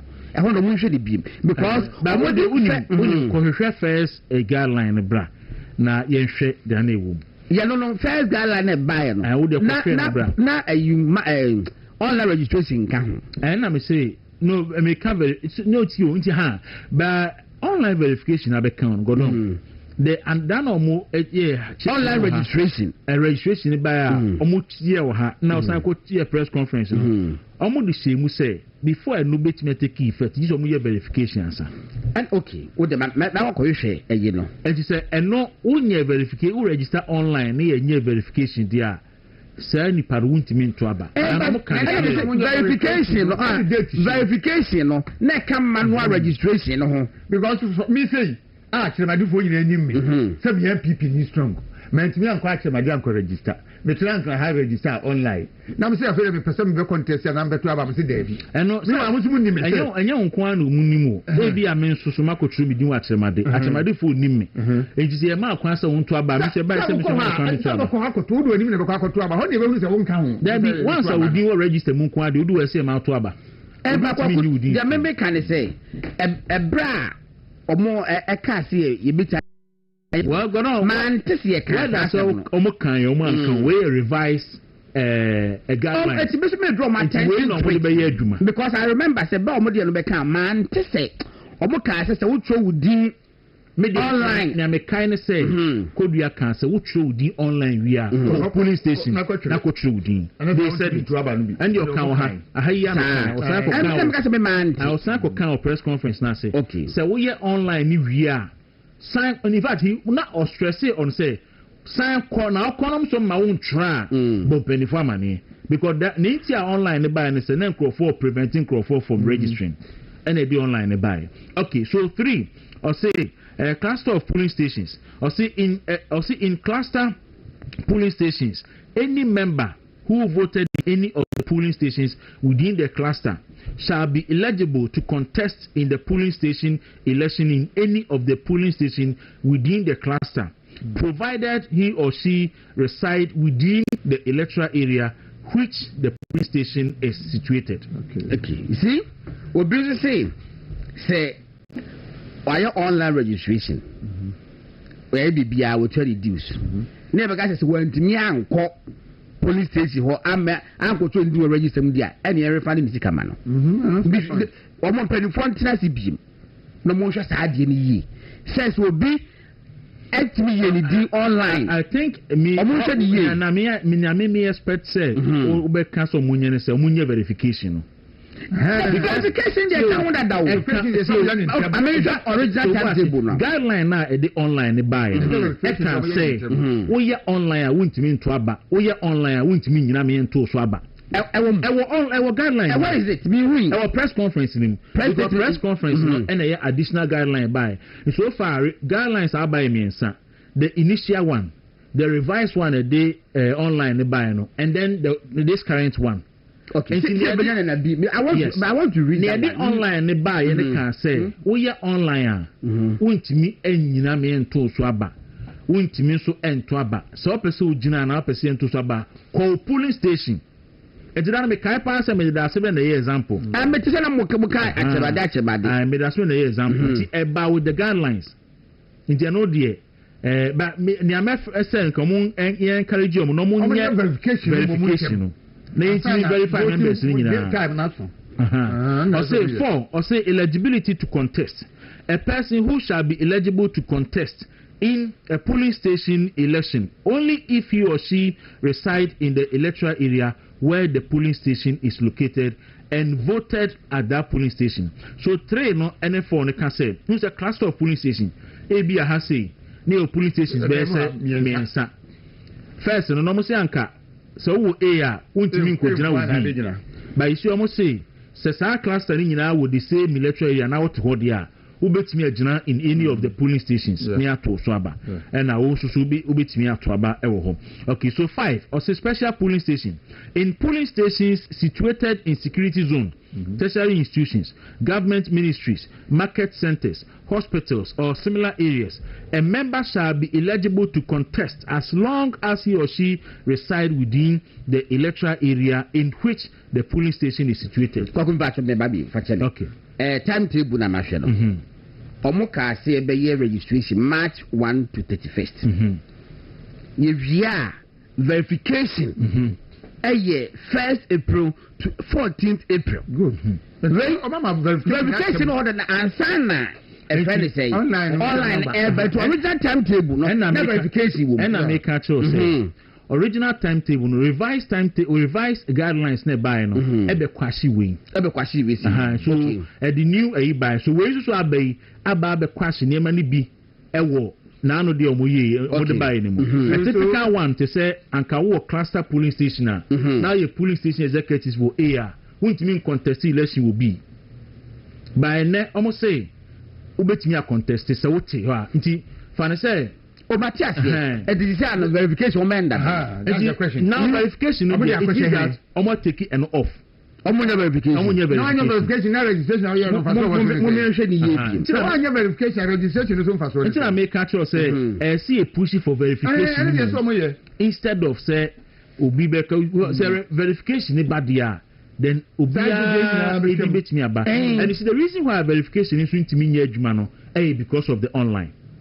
Any met koda sibe tron din kokokufu obeti tamale tron din kokokufu so mo compiling nyina na fe ni yede akache kokofu fon say polling station bia fan register enko constituency office it afe ni ye compiling nyina so abom no ma ye no one document ansa na yede online for na ababe count no ma timi anya one document ansa na what ye BSA register what dissemination of the register and they are back to various polling stations say wo kwa verification it will take a long time maybe more than a month e ba sa apa it means say sad timelines wo ho ya o ma project some beto abano national by you know the first guideline of the by taking these things into consideration. I don't think say ebeye because details no boy ya straight e dey call police station it the more you know automatic you ebe say police station we no mu die okay what dey fa no to na ye wi a ye nya general secretary na be contentious ama you know e be bi so mo na o ma cheche but I think say that is the of it and you see electoral area election no so no or say electoral area no so say an electoral area election committee shall conduct up to 10 electoral area executive elections into homo de hold na 10 so be conduct 10 registration requirement for polling station executive into say polling station officers who wish to contest in the electoral area executive election must resign from their position before filing their nomination. And C no say chapter elections until the no so chapter no say the chapter shall be the chapter election shall be conducted by the chapter elections committee to be composed as follows: 1. Representative appointed by the respective branch executive committee who shall be the chairperson. 2. 1 chapter representative approved by the chapter executive committee. 3. 1 representative approved by the chapter council of elders. In the chapter no abrochire for sa abrochire nyina ye branch meboa. In the chapter no so no wa chew mo be form sa committee. 9. Or say mode of elections. The chapter executive election shall be held via official NP shall be conducted in person or via official NPP voting platform. Into omode enosobeye. Erekubetimi de adena so na crofotimi follow. 10. Or say eligibility. In line with the provisions of the party constitution, a member known and active for 2 years is eligible to contest or vote in the chapter executive election. Okay. And also positions on betting atono and also the about or say equal to constituency positions. When you say position with presidential election over some, if you say yes, moment to be. So most positions need A chairperson and a chairman, B first vice, second vice, secretary, deputy secretary, treasurer, organizer, women organizer, youth organizer, Nasara organizer, and a communication chapter communication officer. So we know number to swaba. Omu we are appointment no ebeye chapter research officer, chapter electoral affairs officer, deputy youth organizer, deputy women's organizer, deputy Nasara organizer, and a deputy electoral affairs officer. Into no subeye appointment on Beyoki and a chapter financial secretary and a chapter PW coordinator. Into no subeye chapters no so ediano. Ufi wa na waba branch level no so no or so be so ye a year ombeto no in person or ombe use official NPP e-voting platform or eligibility or say in line with the provisions of the party constitution, a member known and active for 2 years is eligible to contest at the branch executive election. Now also positions are Odiabeni or some positions no it is regional positions or Ghana. 1 chairperson, first vice, second vice.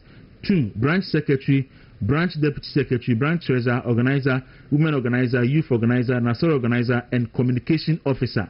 Branch also appointment in Ebebano, a branch research officer, branch electoral affairs officer, legal officer, branch women, deputy women organizer, deputy youth organizer, deputy Nasara organizer, and then branch financial secretary, branch PWD coordinator, and a branch special duties officer. In terms of positions are then almost committee or say committee to develop party officers manual. The National Executive Committee has constituted an ad hoc committee to develop a comprehensive manual outlining the specific role and responsibility of party officers at all levels. The committee is composed as follows: Peter McMenu, chairman. Honorable Osei Bunsu Amwa, Obi Amwa, deputy chairman. And a Henry Anabuache, member. Enoch Anshre Afuakwa. Many are Afuakwa no so a secretary and member. And Anthony Namu and so a member or Esquire and Haruna Mohammed, Deputy General Secretary, and also Kahon, Very Good, and so Very Good Hassan, and so Ekahom, and Ama Poma Juma Esquire, and also Kahon, and Joanna Adams, so a member. So basically, this is the details of the year by Chandra after their meeting, no, and on the guideline we the by to go on. And what a party didn't say, and what a problem in the bill. It's not first a year the by and say. Any polling station be such issues they should suspend the election. Okay. So that's the party now anticipate say problem no ebebaho. It was a polling station be such controversies in the over register online. Yamaman 2016 no. The party should suspend the election, but or say so register online. They went to me and polling station and control dia. Untimi contested, untimi so nyina untimi so entwaba on the day of election. And only I said the party executives and omode aba. All right, and you know, bayiri say ementasenkum, bayiri say mejiri say as time goes on, Peter Mark menunum ediomo yini ba. Omode omo manual ne ba ebema more details. Sebe ya ankomunye verification. Verification is here. And the betting a cure, Sam, Basama, a bit serene. Now verification, yeah, maybe I could be the say, Yamma Usun. Usun so, or San A. You. Menko na Yanko Bisa Nanabi. Na yenhese enchimu ebeba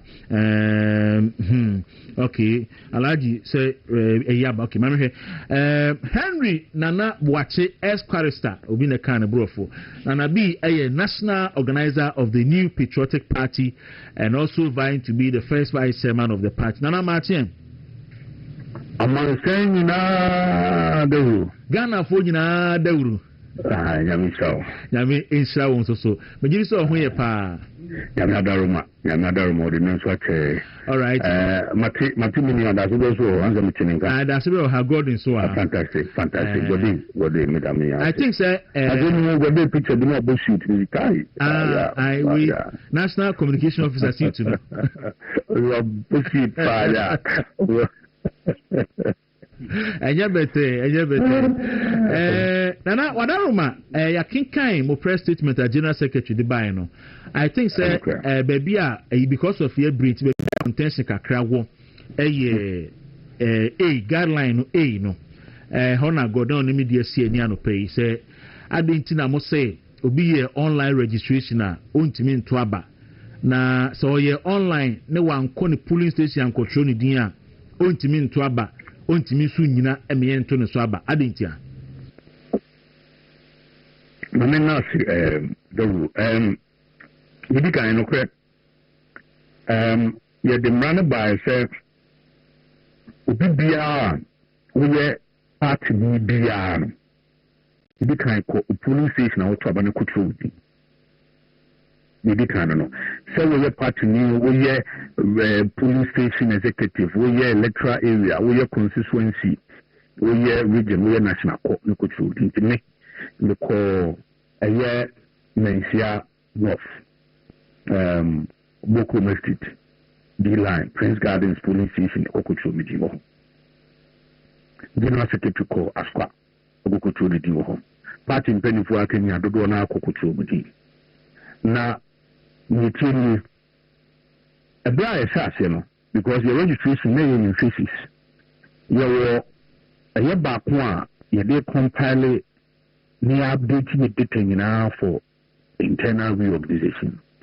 And yes, how the continuous registration Africa be embarking on very aggressive registration methods, operations.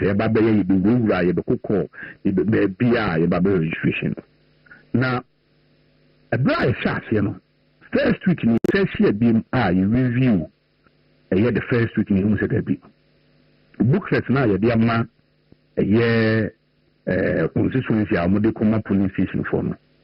Bebona because umunisi de babe elections ibu okwa no mo de Kwaku si ibu okwa mu meetings kwa ibu okwa mu nyefi intingo kwa no mwana ibi ahede mu no mo kototro gufudin sanzo umuni mo ho dada intina bebe na complain de hwana yeshia na the meeting decided say yemfa online and nan ke the online beba but because of these issues we introduced the online early say me be ya ebitimi amasa me na sepuni na free ho and indeed online the boy yi pa na online you say e ye nyema mienu say e buama obi wo hono kra na enye so person ye party executive but the person wants to identify with MPP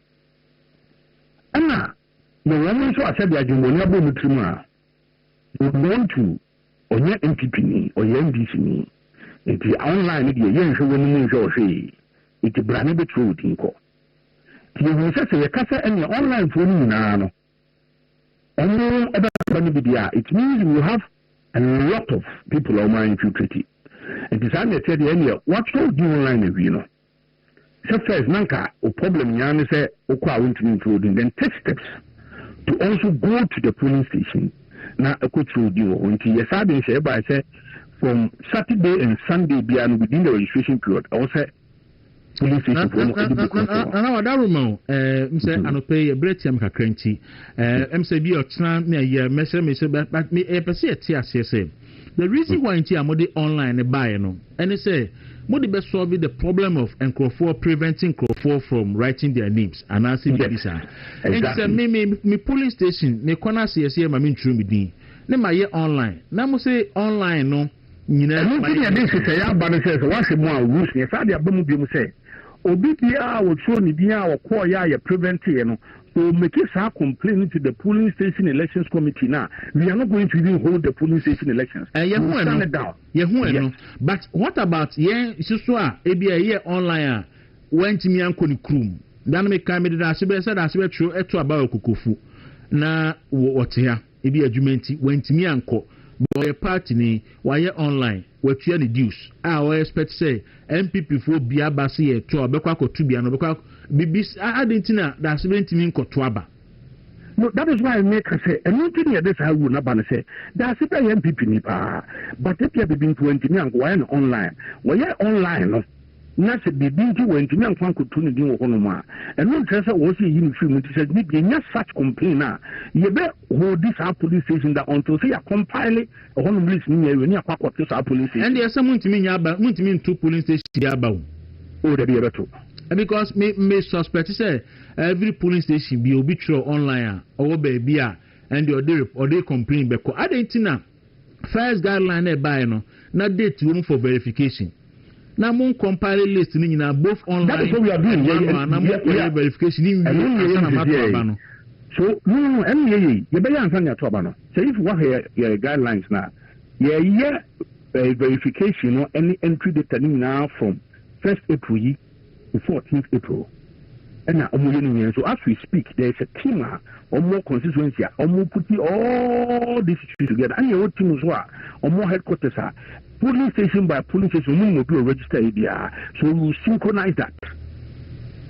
And so, here at my level, but make verification say, we bet me aside the register and I call back to the polling station. Now, polling station for Koshimnia can say, we or her, we any her. We are being a part of it. We will do all of that. That is the more reason why we have that. And she said, that's a better online. Who bet me verify before the main election now? Oh, you bet me. Oh, IT will solve some of these issues. You bet me, Hama, you bet access to the constituency and the polling station for no. So, wherever now, it's all moving this polling station in the answer or more. You bet more access or more to me, near verify IS validation in because now a part of your system. Guidelines are more the buy no. Say we how can create controversy because the India say one no. Niana can say ubi because niana can specifically ni say ubi a utro udin na uko posa utro udin online na uko police station ni ama one true udin no. Wona what the report ba ebetime hold the election no. That was the a year of exactly. And a demonstration at the country as I can't send phones and police station. Look, we also want people to be active. You see, it is not enough for you to say, we are party me and power paper. But we can go police station do because it be a jumanty and I would to crabinty. We also want people to be very active at the police station. So there could be a genuine concern, say, I'm and a preventive. And a genuine concern say because I went to me and Kokra. But at the country I started saying because I did back when you here, because there are a lot of people who are on police station executives are almost empty constituency Kokra. Almost one moment you do one kind. You show more you show more you do home. So this process is to also encourage people to be active on the police. So it is not enough say it be our own kind.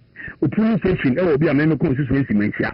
We say going to near and call, but still so could you back to near to Swabana, so Kotwaba. It is not enough because you are not being active at the police station. So make sure say baby out I'll be active now. Require active. If you can go back there, no movie, alcohol, no say one out here, I know to a bench now, it is okay. But so did I can't tell me say, oh, Nana, me show me online, but the implement me uncle. For me, I love the fact that you are MPP, but we need people at the polling station to be active and be working. I see. Medas na nane nchirima ade ama no pemi brinti ye ntimi nkwachi bibire ba mi wi amene obeka so chana bere wo ho abra na ye ntena se ni nkomo. Ohini matoma medas. Mensu medas pa. Nti Henry Nana Boache aka Nana B Esquire, the national organizer of the New Patriotic Party and aspiring first vice chairperson and anope Martin and Council no edin nkomo jasi kan ho na bra na enye ntentem na de and the basic na enkonkodi enkomo enfamra high movement in the morning on Movement TV na afi yen hwese ne nema bisi aye na kwame jesu wo here enti abuja na bi na Martin nkanti I think say ayi de bai no ehwa na ayi kakra issues kakra bi wa sempani fo hwe na omutimi streamline that's bre o ma de ende bobosoma me okay abuja for edi ka de ani akire mu e wo suhuni akotochocho products ni bi de sese we de no yo chocho heba soap any chocho heba cream mu dware soap na no asa cream no ana ko anim royal je no ye ma we de na ye we sra kakra no afi hand and food cream e ma woni omsem e de om nanti papaye uti nwe hu asisu a Mr. no pe chocho hair product no bi na chocho bam no de e tu ahututu ase e ma ahoden eba kama be ya to e pandamat palace mall sahodo no mu patrona tota e na supermarket bi e ben obi akwa benye bi ato diagnostic about industry o me de 2074 aba e dro we no e dro e kroje to say nsuo e ka okete ma so na hu say e dro ne say nsuo ba ka say nsuo e mu odu ahoden wom e mean booster kese esayar wa huru bebe mojam ya rebi say high blood sugar and high blood pressure, hepatitis B and C, HIV, kidney infection and liver infection, also prostate enlargement, chronic cough, chesobo one and twaso, asthma, obo etayo and when ya ekrobia twa sikro nia enwuda omo de 2074 ebikuno amount and no ya bobo so be tuntu adobi akwa benye bi ato e wo hono wo de okwa akasa opeti 74 simple kra na waje wo de obetini so afrem penin 40246 073498 and 0501 628 Alliance Medical Skin Care Center and the Kwaku CC Iridiano. Iridiano say when you crop import na so be jafa fa ko hono mun CC ma kama na ensi da demu emma Kumase omo pataso ben filling station akramo miensa Baku Osu Post Office nechi Baku Pantan Hospital kwan so na Baku so is Ligona Champon Junction on number 0277 580 559. Hisense home appliances papa fie no omoni mama tete say who open home appliances are F4 e ho na so do ani kire bibia television fridge deep freezer microwave blender rice cooker washing machine open air conditioner bibia o ko ha obenye bi wo mi showroom so ma to apeti gan ha ba bi bebre de obey ni say be form number no afre na ma showroom e ben wo on number 0302 550 000 550 000 Tabia Eba Center for the Tabia Eba Miss Chaba. Etu malaria fever any ututu ase. Wonu mutuna untimi ni dia ya pebi na nonom. Eno so ebe ma matri na wati di amaduane so ayode. Ebio wo mo de tabia takum abeka ho eno no eye mafie wura na wo fie ho no sese eboa ma ahoden no ejina no na so ye ma atumi ye adwuma ma nigye ba nadwo na ade achi nigye no so atumi aba awia ama niam nyina so akoyie ama ho timi srawo ya na wa pese dowe bi wo ye be ma no ahoden so tia tabia takum ebebo papa tabia ba Mr. ni tabia takum no be bi tuntun do bi akọ abenye bi wo ho upe bi etu after 0243 686861 yawa garlic ahoro bi a nyame abama ya de esa ye ho yarewa ahoro bebiri enne ye de afa mfidie so atwetwemu nsuo no a ama senti bi na ewuma na nipa mpe no ze afiri eso ahoden kro na na ewo mu ndi garlic mixture bebiri wudwa so na no pe de e kan fama no e victory garlic mixture wa wonsa ataye tititi una ataye tititi do anyimra wontimi na wa no ani so class oni so wisi ana sa we oba wonsa bo ni sisi so a a victory garlic mixture okwa emphasize on the victory also per victory garlic mixture not to be be isa ha ni na afiri so be be do bia benye bi e wo ho no mo PFA pharmacy Kolina Keba ni Missy Heba Ukumasi Repulse Ventures Okashi Draglin anything at the bar Ewa Kra 0242 545 633 Ebaka ho problem bia na baby ba kwa nkra ha de beko eye table tech garages and the car me say akonya accident that means say good truck so the broma o me sa chamene sin dade mu wo de car na me ko ja akwa mu a wontumi ntuka and emfa car no nkwa from mba betu akwa akoya ma adwuma ntu wontumi nko ofro mamba be faka no no makoya dia brew omo awoshi waterways se ofri La Paz ena wo ko kaso mo nsabe nkum so wo traban yard traffic light na ena so ofri kaso na eba nso mo nsani fa so omo number say 0542 275252 0206 481 793 and 0542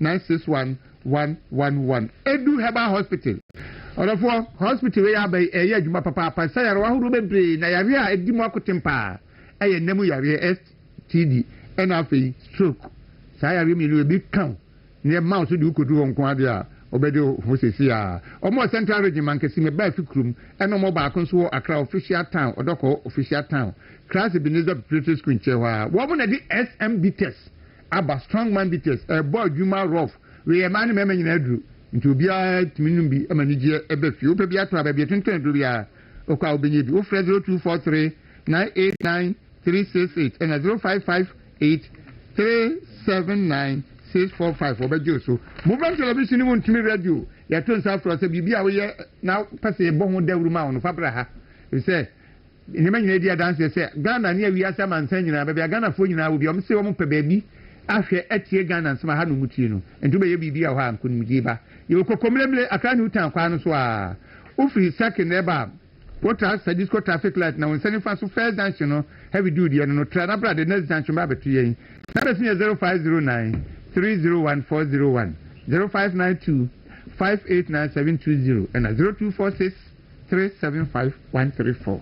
All right, that's where me that's opportunity that's where Jamana and Martin and Council pay may call Namini Kofi Nyamiche from Natural Ventures Eddie and Kofi Martin. You know, but on Abocodi. I don't know more than you now. Yanko Padro, Mr. Mihuya Pa, Adarumano pay Adena a Natural Ventures more money. Midawasi, ye jumana na ye to aso nyame hira won so bo ejuma ye sra so nkwa tenten ademau amen ebusia e be ma wa chen ya ma wa dwe ya ma wa ha ne akwa aba ya tena se de na chese ye nkomo nketenketen a efri naturally na so ye na ye de bro se de na otwi bia ye no medin edi kofi nyameche obetimi enemy edi enkomo na ya twetwe nkomo afa ya po mu de no ho ebra wo pusu ya homa e 0204 616161 0204 616161 and I say 0249 017101 0249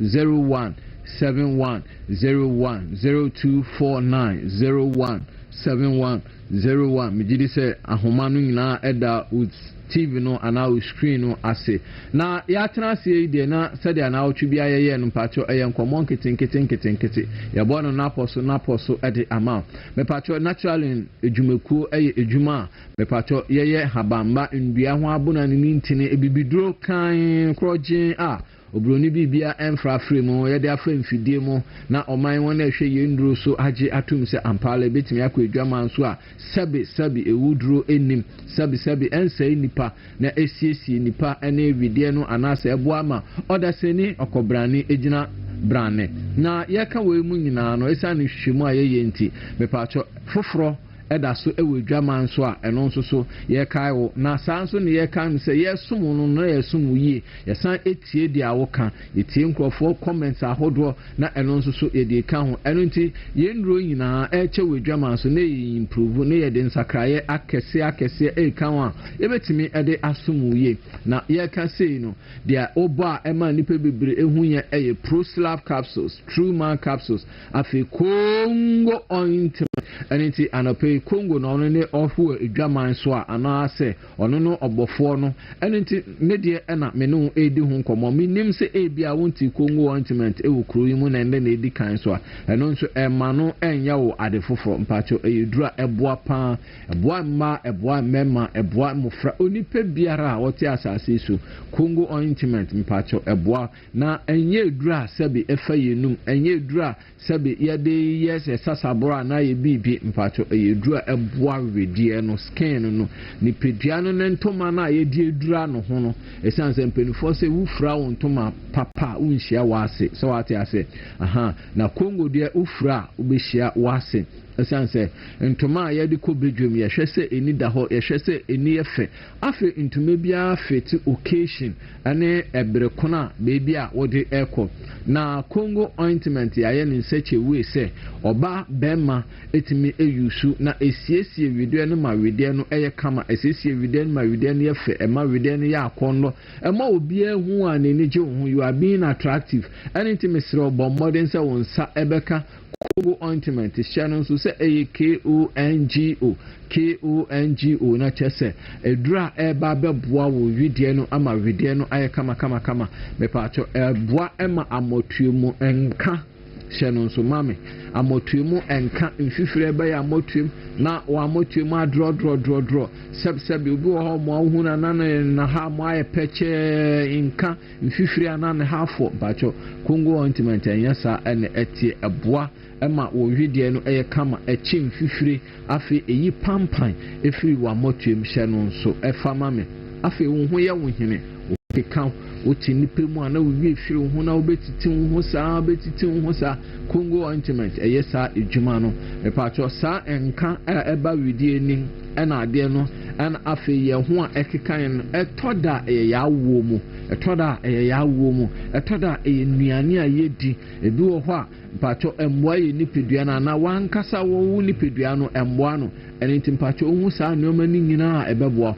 na so Congo ointment wonya de kan wo wedie no a emfa wo ne sade a wo skin te emfa wo sade a wedie no sebi eye mampam wedie sebi obi wo dry skin pa Congo ointment eye maw obi nso wo ho mo a otim fifire bebre Congo ointment enti sade a wedie no tie bia you can fit in afi ebeboa ema wo nso wetimi ehu obobre na Congo ointment ni je sebne se empo wedie enum wedie na afi eya wedie ngie hye no nso empo wedie enum wedie no nemo mema wedie no egira brane sade de bia meka sabe me nso medie ni na so wo hwe menim ene me skin na otimi hu se enum nyina eye kama Congo ointment ena misra enti me kan fo me recommend edi ama wo se try na hwe afi obi so etie mi a kakeja ese bowe ma obowe ye basa kakeja Congo ointment etimi kakawire Congo ointment etimi no afi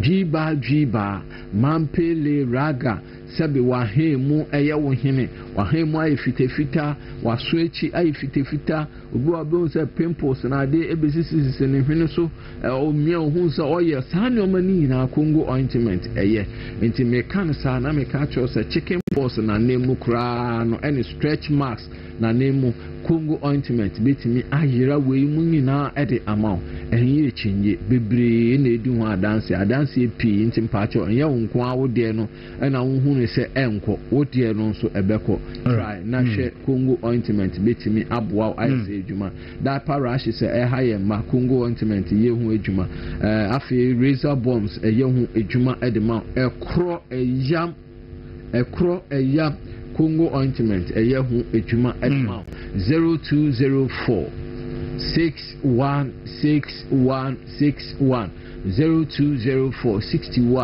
6161 and I said 0249 017101 0249 017101 Congo ointment ewe drama so o man in cheso no monte so baby biara o pe bibiduru ato kenso okeba tina teteba repair ba ashama ekus and with them pharmacy in all the pharmacies in herbal shops we be bi ato intime pacho bon modern se unsa ebeka Congo ointment na we dey abon ho bra 0204 616161 0204 616161 meaning Eddie Kofi Nyameche and intime pacho baby medase Kofi Nyameche papa medase Abusano pe Kofi Nyameche ni atinika from Natural Inventors so the Congo ointment in crowd so that by Miboshi from Natural Nature Medics na me Dr. Siaman so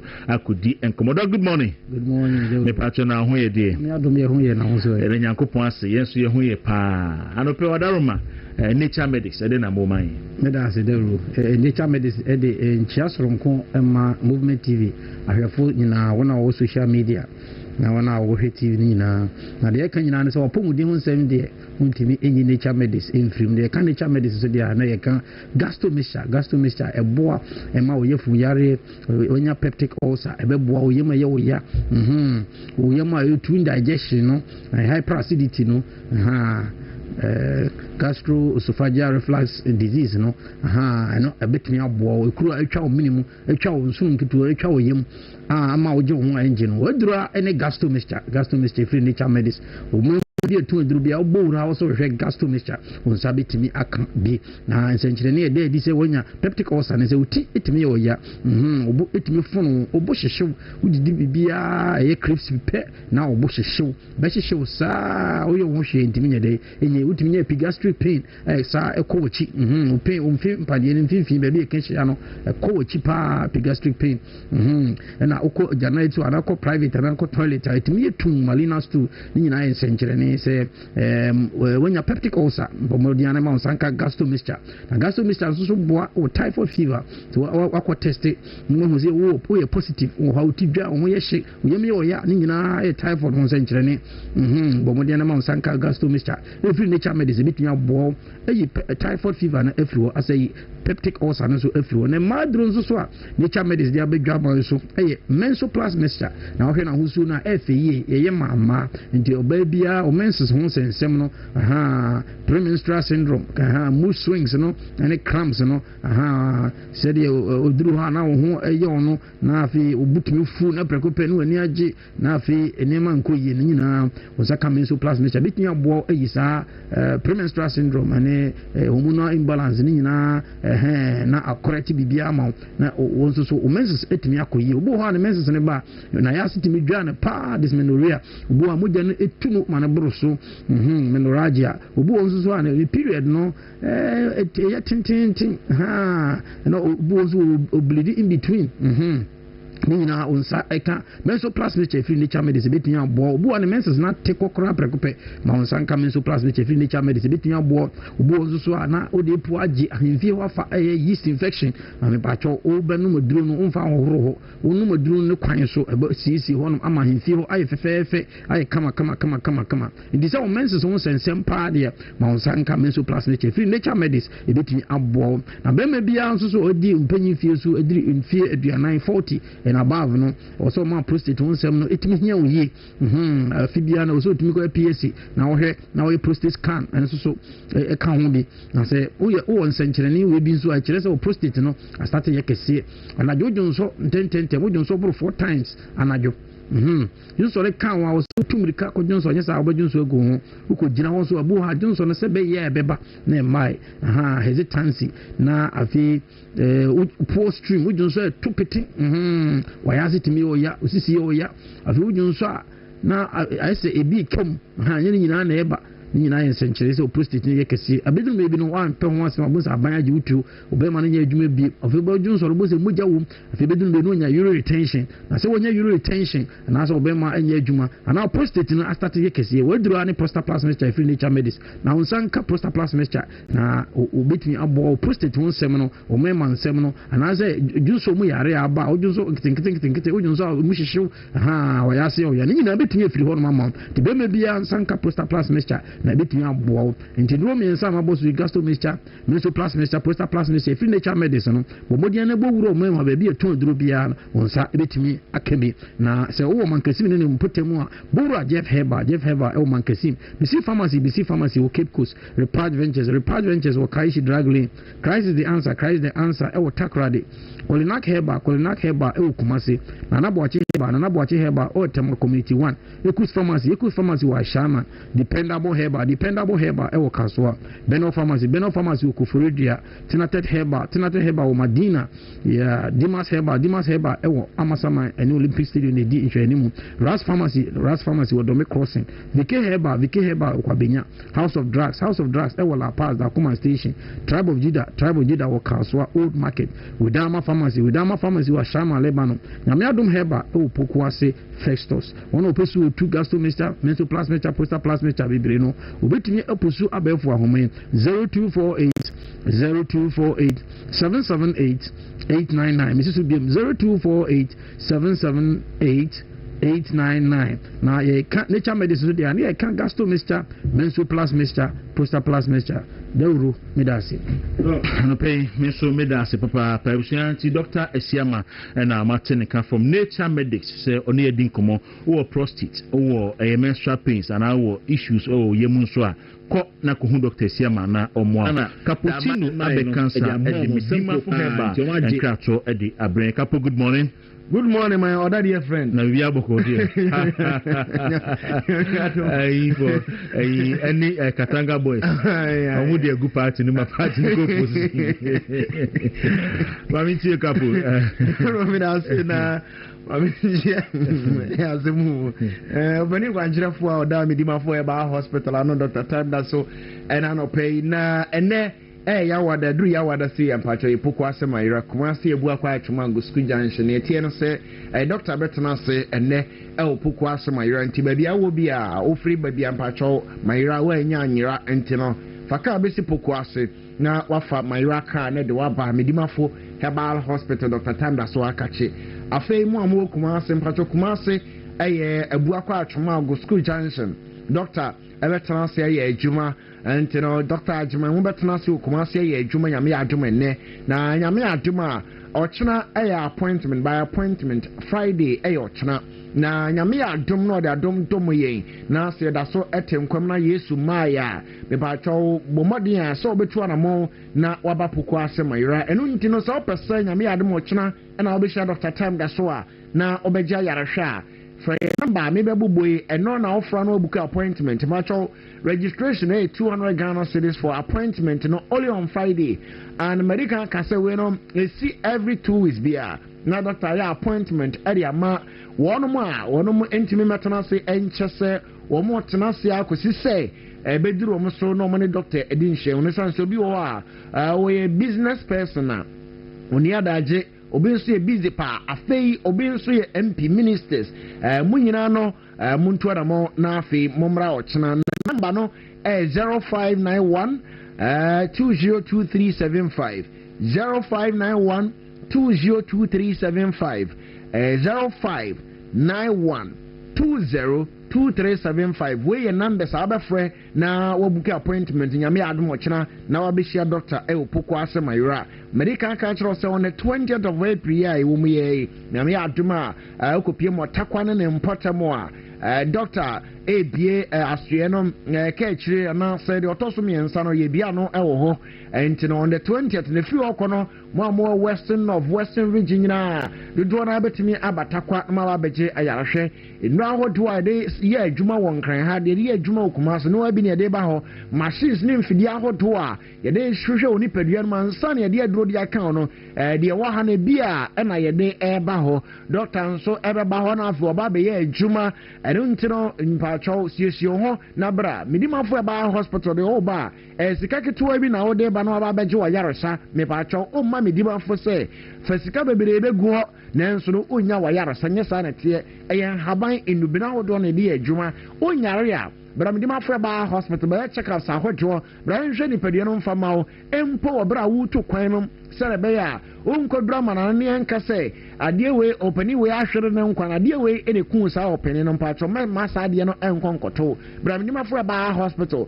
na ye mo ne ntu sa ha no nyina asemfa mfiri enipadua no na nyame adum so a me no ka se endra na ye wotakra dem ana afi Cape Coast ho nyina no medimafo ba hospital ewo ho enne ye san so ho ochena eno nti wote ye nka wo san patamu ho a bomodin a so betu na mo na waba esan se yen ye card no 70 Ghana cedis no aye afi yenyi consultation fee ewo medimafo ba hospital Dr. Time da so enye osika nti na Dr. Baye na sare be ya obesa ya renti na Dr. Baye sika nti na oba nke nro no nke de ne yasum ni nyina kwakogu herbal shops ahodo na okọ na woto abeto 50 kura na Dr. Jini sika na afi sika na ba be gu ne boto mbare se bra fasika kitwa bi bra asoye ho yensa ya re ye ma 2 years ko no ma duro no 2 star no ba for review medima for ba hospital number no 0244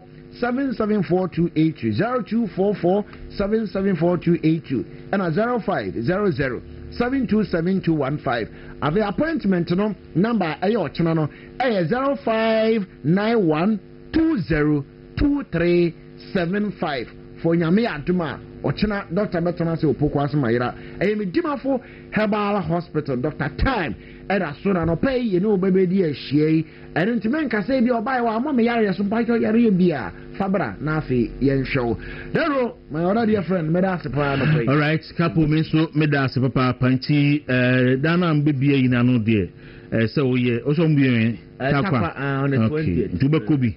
Yes, Ankwa na beko. Obi obekobi on nemeko. Ba you so dey madi hu dwumanti. Okay. Ensuro enkosi next week now on Sakabi. Odie. Na boys no nyina so Sakabi. Yo. Mate.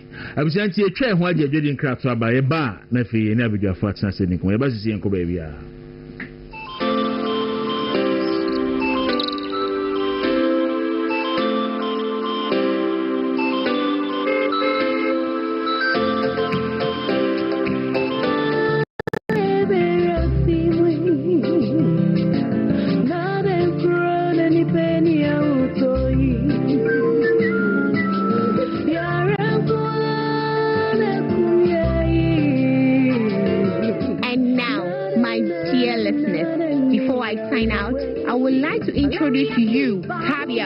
Mixture, a great and effective herbal medicine for malaria, loss of appetite, and general body pain.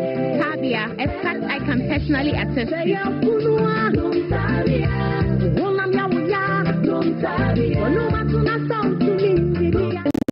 Herbal mixture. Ansa na wobenom tabia herbal mixture. Shisho moje mu hunu se wenye chidi yare nu bi ansa. FDA ahwehwe sa ejadi nkrato yi mu agye ato mu se eye. Ewra last meeting men one pa dibisa nanse die yare nkitinkiti bi atiti mi. What abra amuzu herbal clinic nuro ho. Ohe potin na yoya. Me sori anopa na mahudu. Ma posu nyina ya meya.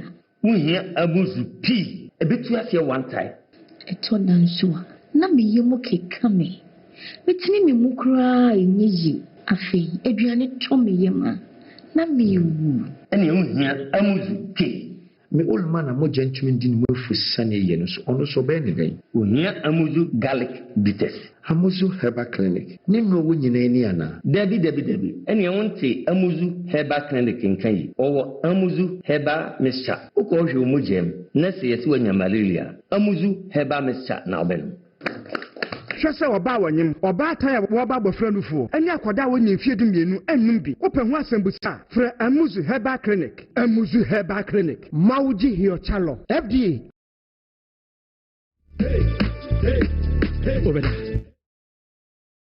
na miɛnsan deɛ wɔn gye bonsam paa the three satans SSS Sami Jamfi Sami Okujeto Sam George the three satans wɔn nyinaa so yɛ sampa nkura yi ka bususɛm ɛbumi mpanimfoɔ ɛnum yɛ da wɔn so they need to pray ɛna Okujeto wogyina hɔ dɔmama ne nua yakɔta daman ɛyi di ama no sɛ wonya daagye na wo kenkan krataa ne adeadeɛ kyɛ sɛ ɛde akyɛ no na ne ɛsa na tie deɛ a brachampɔn deɛ wɔno de ofiri Burkina Faso yɛyɛ hotel si gu ɔno mpo deɛ wayɛ bia mmiɛhunu ɔno mpo sukuu anyɛ sɛ ɔtɔ no nyinaa ɔtɔ sɛs ɔkude to sen gyagyagyagyagyagya na nyame wɔ ne so hyɛ deɛ hwɛ Sam George ne koko asɛ ponkyerɛ nyɛ aka afa ne to hwɛ Sami Jamfi ɔmmuadeɛ kurɔmfoɔ sɛ yi wo nyame na mmaa wo kwan ɛsɛ yɛantwewa ntom okame bɔne a wodiɛ bayɛfo bɔne nim smatɛi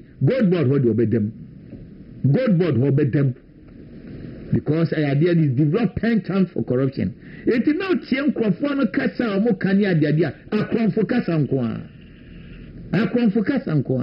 ɛna ɔmo baa yi by their fruits I know them nti brachampɔn deɛ mosɔre gyina hɔ wɔn a wɔnyɛ kufu adunia o ɛna ɛnyɛ ne ba o ɛna wɔn firi kyɛ bi o wɔyɛ kwawuni ɛnso mo de bɛsɛe akufu ado ɛne na busua ɛna dɔm ama ni a yɛde daman de ama no ɛna yɛasa de azuma deɛ ɛm sɛ 3 places mene wo kasa ne nua afrɛ dɔm ama ni afrɛ ɛyɛ naano tɛpafoɔ yɛ press conference ɔmo yɛ so akɔgye wɔn nsaase na nyɛ obiara na yɛ press conference afei deɛ NDC foɔ no ase nsuo taya ponkyerɛ ne ɔyɛ dan wɔgye wɔ enti ampene na ɛde wɔn kɔ na wɔbusua enti sɛ na meka Jerusalem asɛm a Israelfoɔ no firi hɔ no ne yɛ ka kyerɛ mo sɛ baomia deɛ anya hwɛ kura no ɔwɔ mfie nwɔtwe enti ɔba no ambɔ bra mfie na yɛ di kan no a yɛbɛtumi apam no na wɔn deɛ mekɔ a memba bio no deɛ yɛka no kwantia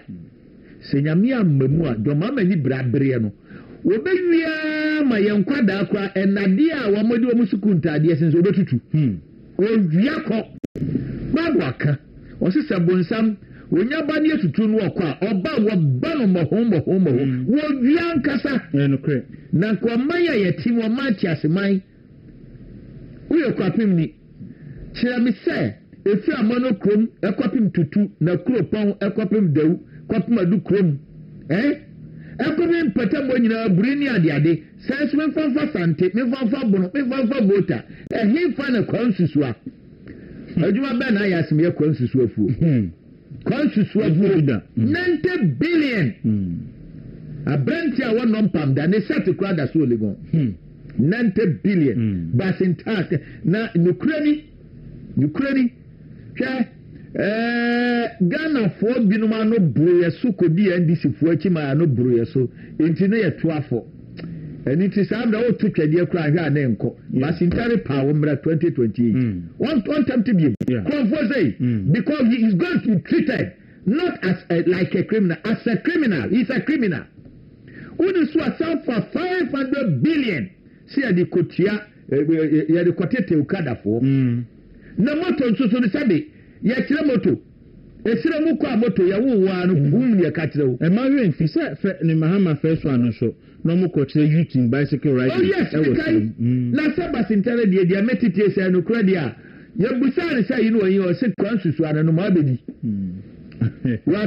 dia me bedi sam confirm so tu kwan enti kwan susu aso no ma bedi na dia kodro no san o ye ne won se hunu ne ade ni nyina no kromfo pa abranti apepu teacher kura twa kunko de hwirim na o ye krasefo ifi na ndisifo no kura no Sami Jamfi Okujeto any ba kon de Sam George any basintele no promisem so twa basintele in opposition so bi ba no bia bibia me na medi animu wo ba ndisi mu da ben mpanimfo ababra ewom ababa me no nyina wom kan no kasa because your mama na amani to me John mo no ne budget e ko ho enti obetumi di aido de beye tabusi aba bia kodro no se mama kwa wa ma bia wi agurade anu odin na fu ne to ne ti be bia o de fa na eyade a ehadwen LGBT asem ya wo kai ye nam sere so eyi eyori sen atwesere me no gusere no ye ni eyori sen ye ni ba kwa no nya bi so otwa Christopher a ye mfa pem eye nyame anum asema eye Bible so otwa nkramofo a wo mo fa pem eye nyame anum asema eye Alquran eninti no ntimi nkasa me Kristoni na Bible no menti ase me nyini Kristoni a wonye Bible nie no wonye Jesus Christ nie no ni Kristo so menye peye Kramonia wonye Quran nie no wonye konhyeni krunkrum Muhammad sallallahu alaihi wasallam wonye nie no wonye Kramonia ewie peye ana dia make mboa na so the same thing MPP ni NDC your ideology what you say yes yeah liberal conservatives and a woman so social democrats enti ideology eno guide in a way no one mo dia no one mo je abortion oba onyima so otim ko yitugu one mo nyini se e wo se osummu no enyam o de sen amamwo mu no ye de nyamesem bam nti asofo nkrasefo no a na mo dia o se pe Kristo ni no you were endorsing satanically because social democrats don't believe in that. They don't believe in that. Asofo nkrasefo no they didn't know. NDC doesn't believe in the existence of God. Say, Omra Osumu. But yena conservative for one, we believe in the sovereignty of God. Say, Mamu Kurani say Nyaminsa. They are touching me. We are against abortion. NDC for you too. We are touching me and say, Yan to me say or some crankra in your true idea do me baye, but or momijitum, and I'm a woody anti. They are touching na supano. LGBTQ no why no one would you too Andrew Solomon why a great lecturer Professor Moa now you will be a what this LGBT to or promote your mama down for power the book my first coup d'etat Southern lecturer when dosoi there was a picture of my puli your mama called if you are Modaketeba I see na sabe yache preko na mu yache aponti na mu kusi preko nim na bi yese enam a yenwe fancy nche yes enso a yennom yentum nso a na damfo no no yonko brebo ya ribom we de to ba no we da kire do mama watrewo akansem asofo ya ntwan pagi ani ahwe nyame ene waguma ni mase we want them to come. Papa ya okotwa ntro osuhum Lawrence Tete obi akoye sudu amna fansu ma so ma e boni atie nyame krofo ba ya Frida ko onya akwa nko bedwane mona mu ko gina ho demonstration mo nko women no wam ye bel prophet nembo mo no Elijah begina El Mountain Carmel ne so amanyame ade o mo ko gije yo mba ye twa bi aka bosumi bia Lawrence for Tete you committee be a sale of government land or that's so. What that's so? Yeah. What you say? Obi a kobre wo so mpate. So a government appointee. Government appointee. Wengam, wanu kra de ba ko twa mu no mama penso ba ko no. Na oye you say prison. Fire service prison. No prisons. No oye board chairman. Say wasaba migration board chairman. Nyame sofo. Na beye den na say Jeremiah. Anase Nehemia. Anase Habakuk nom saso Micah nom eko gina ho eko gi adamudia before say the bia omutie o ene wontumi ene movement nyame hira omo ne boa omo bo adwumadi amudi ne wa ha nyame adom bibia ye boko say yeguso ayeye ehyehyɛ ayɛ sɛ yes, strengthening party no broni beka se restructuring party no yeguso a ye nyina nso no ye de ho agema ye boa ekwan a yenso betima afa so bia the normal de ekoso a ye adwuma ye nyame asem na ebia no obi nim Kwame Prempa hwan ne Kwame Prempa Kwame Prempa dodo na afre BKP miana meti ye mo munim no at least ene de omohu me fidi mi show se bibiri atidi na Kwame Prempa ye wo me I'm a mini Kumasi. Okay. Because school working is international school. More Munim Kumasi airport run about one. It's a call Prempeh GSS and so. Later I go to a school so I'm on my party a Juma check. A Juma may my party no I'm on any gun in Tino. With me arise by MPP Holland chairman 2014. That time Namia Akara Yosua made debated 2 years. Because so a party na my Juma may my party no.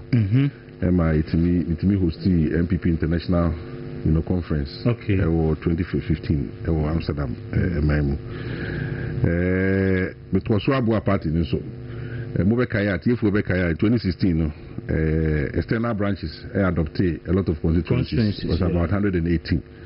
And I'm a co-coordinator for that program. Okay. I constituency no. My day Yemboa and BBA constituency be my movie 2016 so no ye buy so no adwuma pa me my party no nanado so ehuye His Excellency Nanado Dankwa, the former president ebo mabaso me DBA deputy CEO of Public Procurement Authority.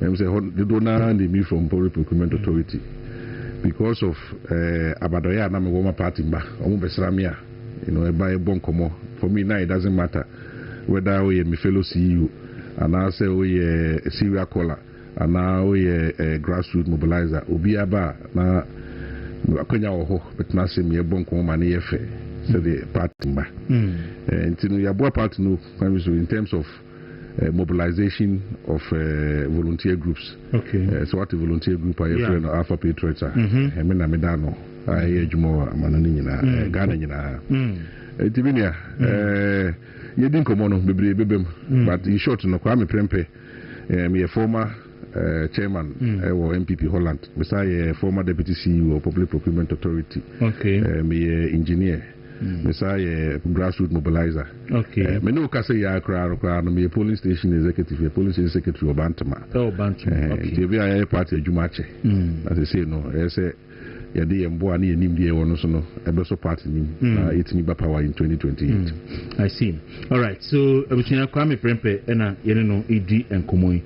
Enti two issues and then every no can also debate everybody humodina yet first of all yen touch on the procurement issues say abanya e wumu ese use procurement propaganda bebre in opposition na oba ye so no as a ye hu worse of procurement management under any government in just less than 2 years ye wumu menim say wa hu bebre wa read be what bebre ne wo he na asobi a otena PP e bia ye ma all approvals ne wo he na e catch your attention on all the procurement issues ye bandon around procurement issues no now say the suspected infractions no I say doso na said na me be catch them endra say the way akoye na say NDC for no e form didn't I say more form normal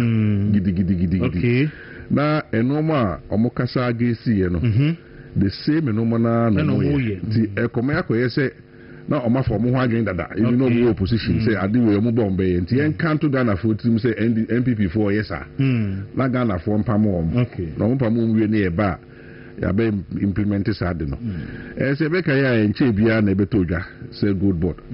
Say no more mokotoye almost the single source after by almost some the restrictive tendering but me chere adiwe mu single source and also source anko for can be brain any restricted tendering no ebo ebra bebere say over procurement as well ya bibia ya friend no open competitive tender any the non competitive tender the competitive tender na chere say ubiem obia oh kind na so bi opese o take part bia no e de no ba no so take part it is all start here o advertise na obia opese o be bibia timi ba non competitive nature say won advertise single source no wa be ni pa ba ko o fi say ono be tire adwuma no e na restricted no say wa be yi enipa miensa ekosi nsia and as companies miensa ekosi nsia one abe hampeke omo yes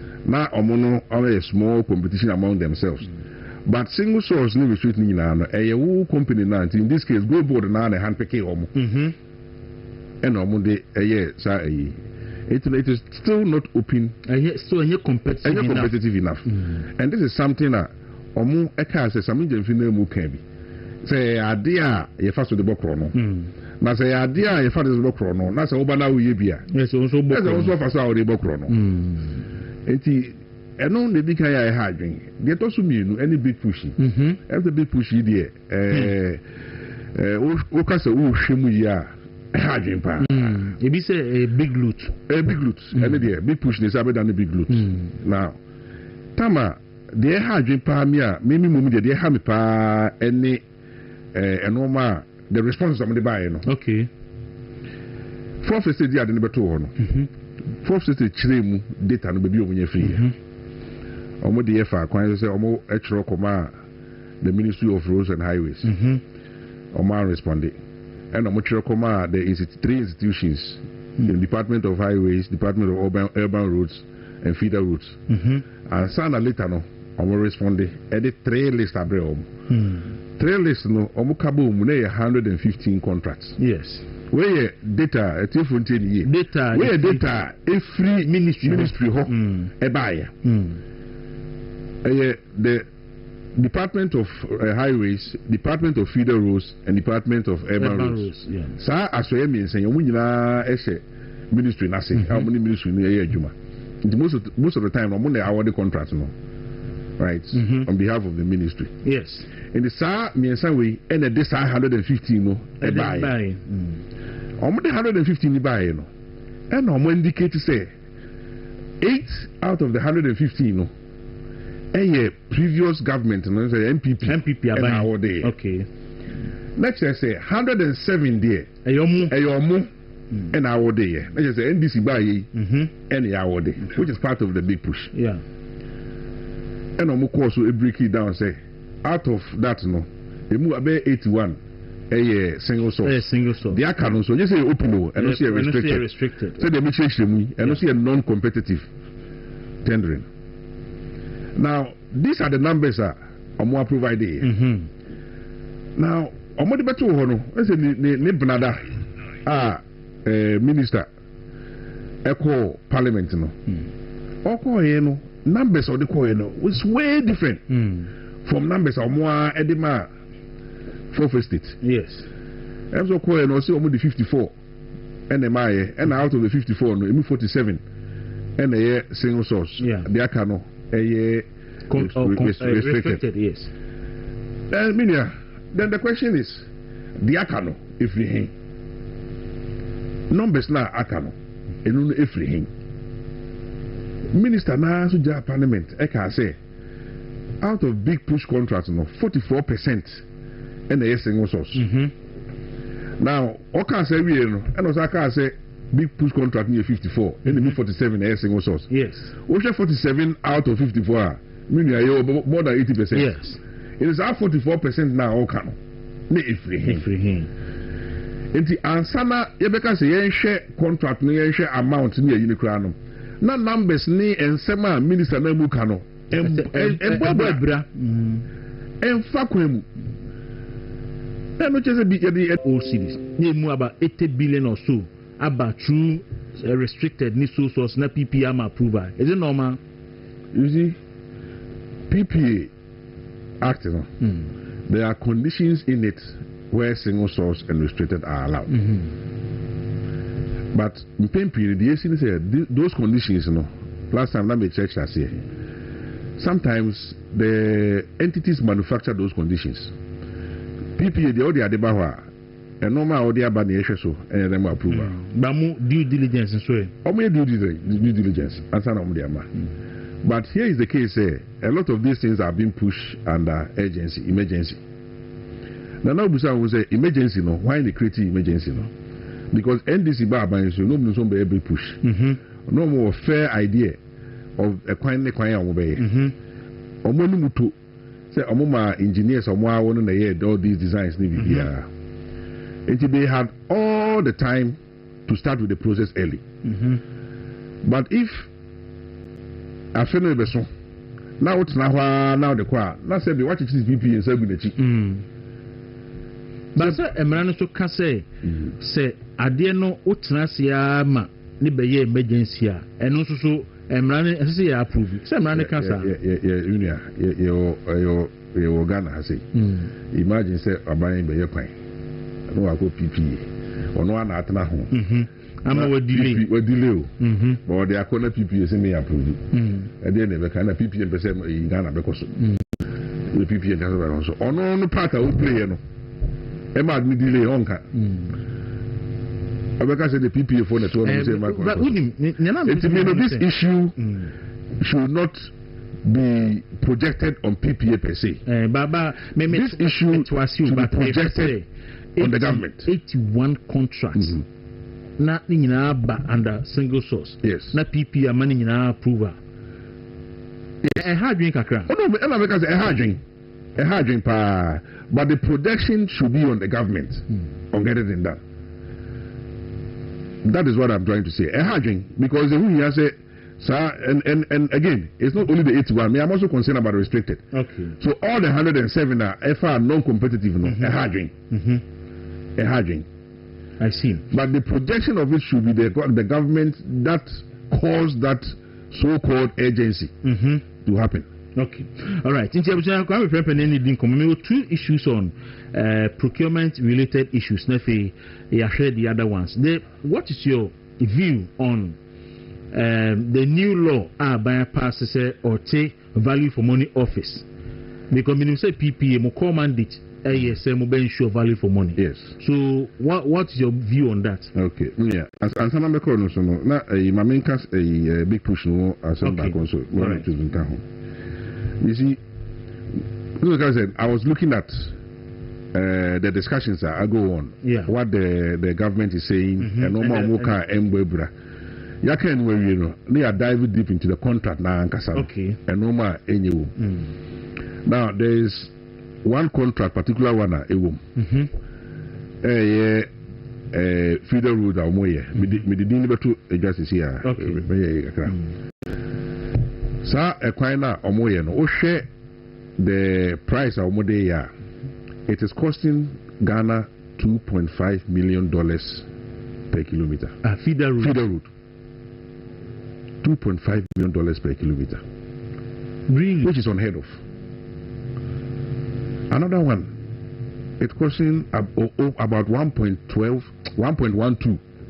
million per kilometer, which we share back in NPP timer. These are figures that are unheard of. Now, there's also one, and also no, the commitment authorization was about 600 million. They awarded the contract above 800 million. This is the same road say a thief Bekaya in 2016. Now Burkina contracted in a bay Bekaya. Kanazui. Yes. President Mahama Kase. Yes, the pepper so. There be a J for no. Sir. Quino. So the amount of the year Quino. Any the amount of rehabilitation more than double. It was about 25. About 25 million euros on the original one. And on about 63. Yes. Eco year rehabilitation. And I make us a commitment authorization was around 600 million. I see.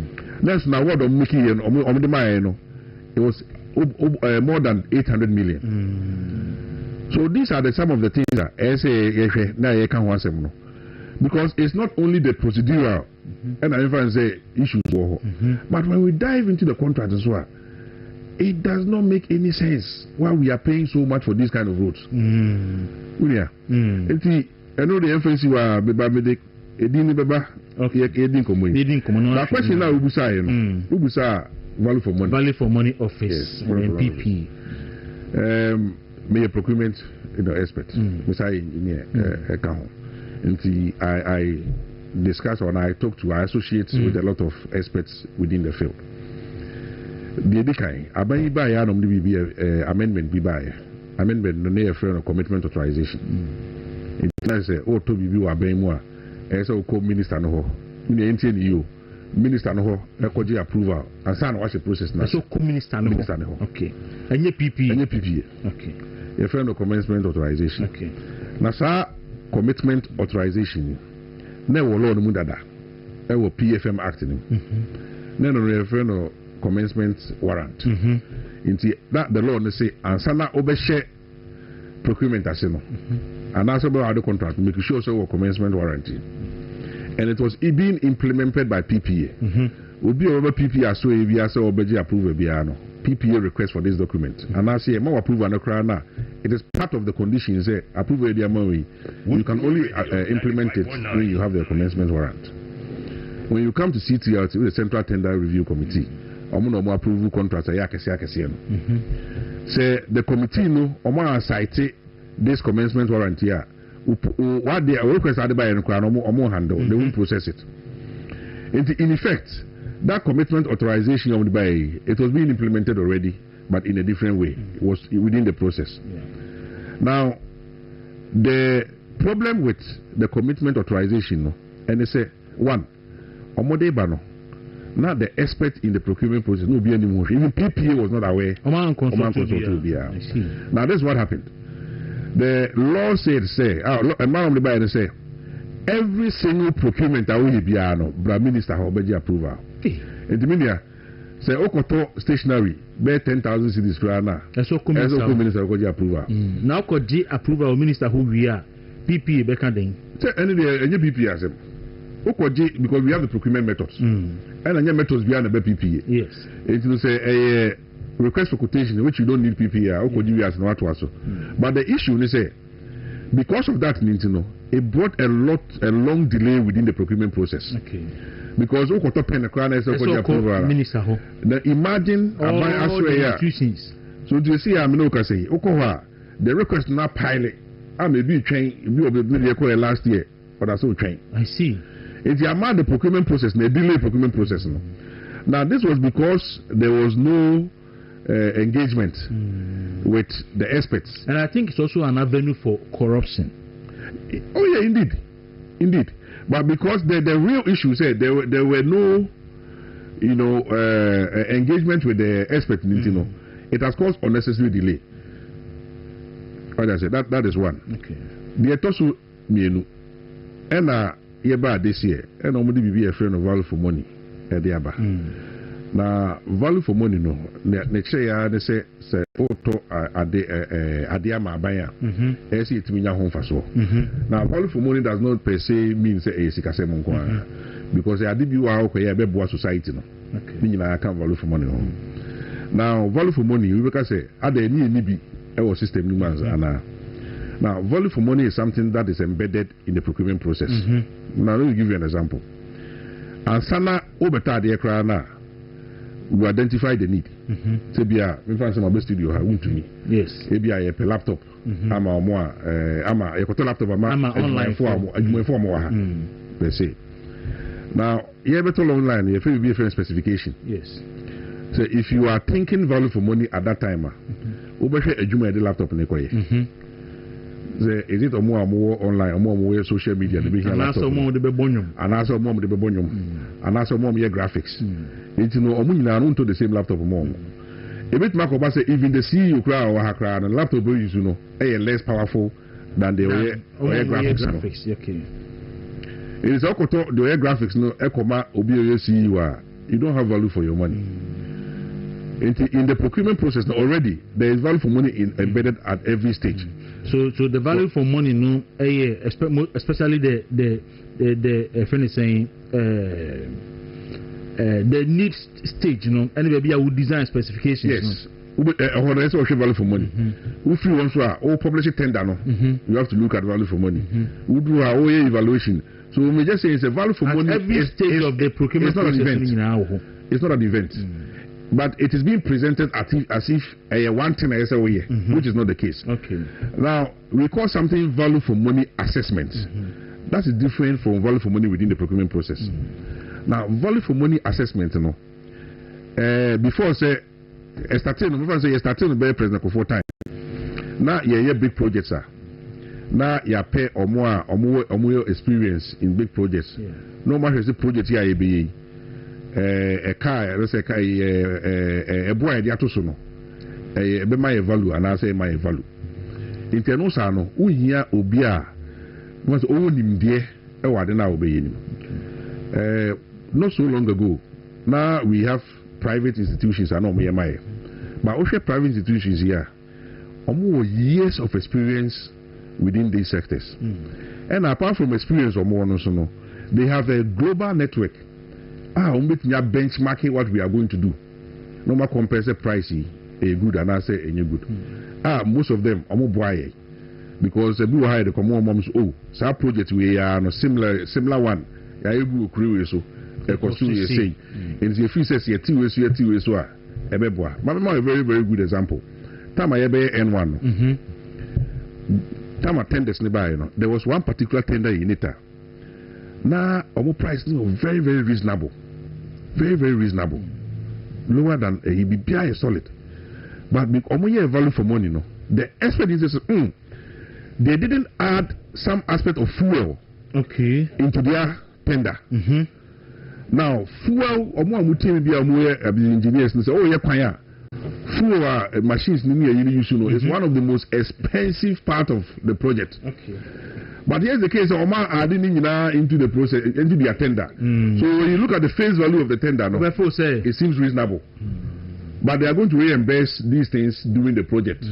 So these are something that value for money would do.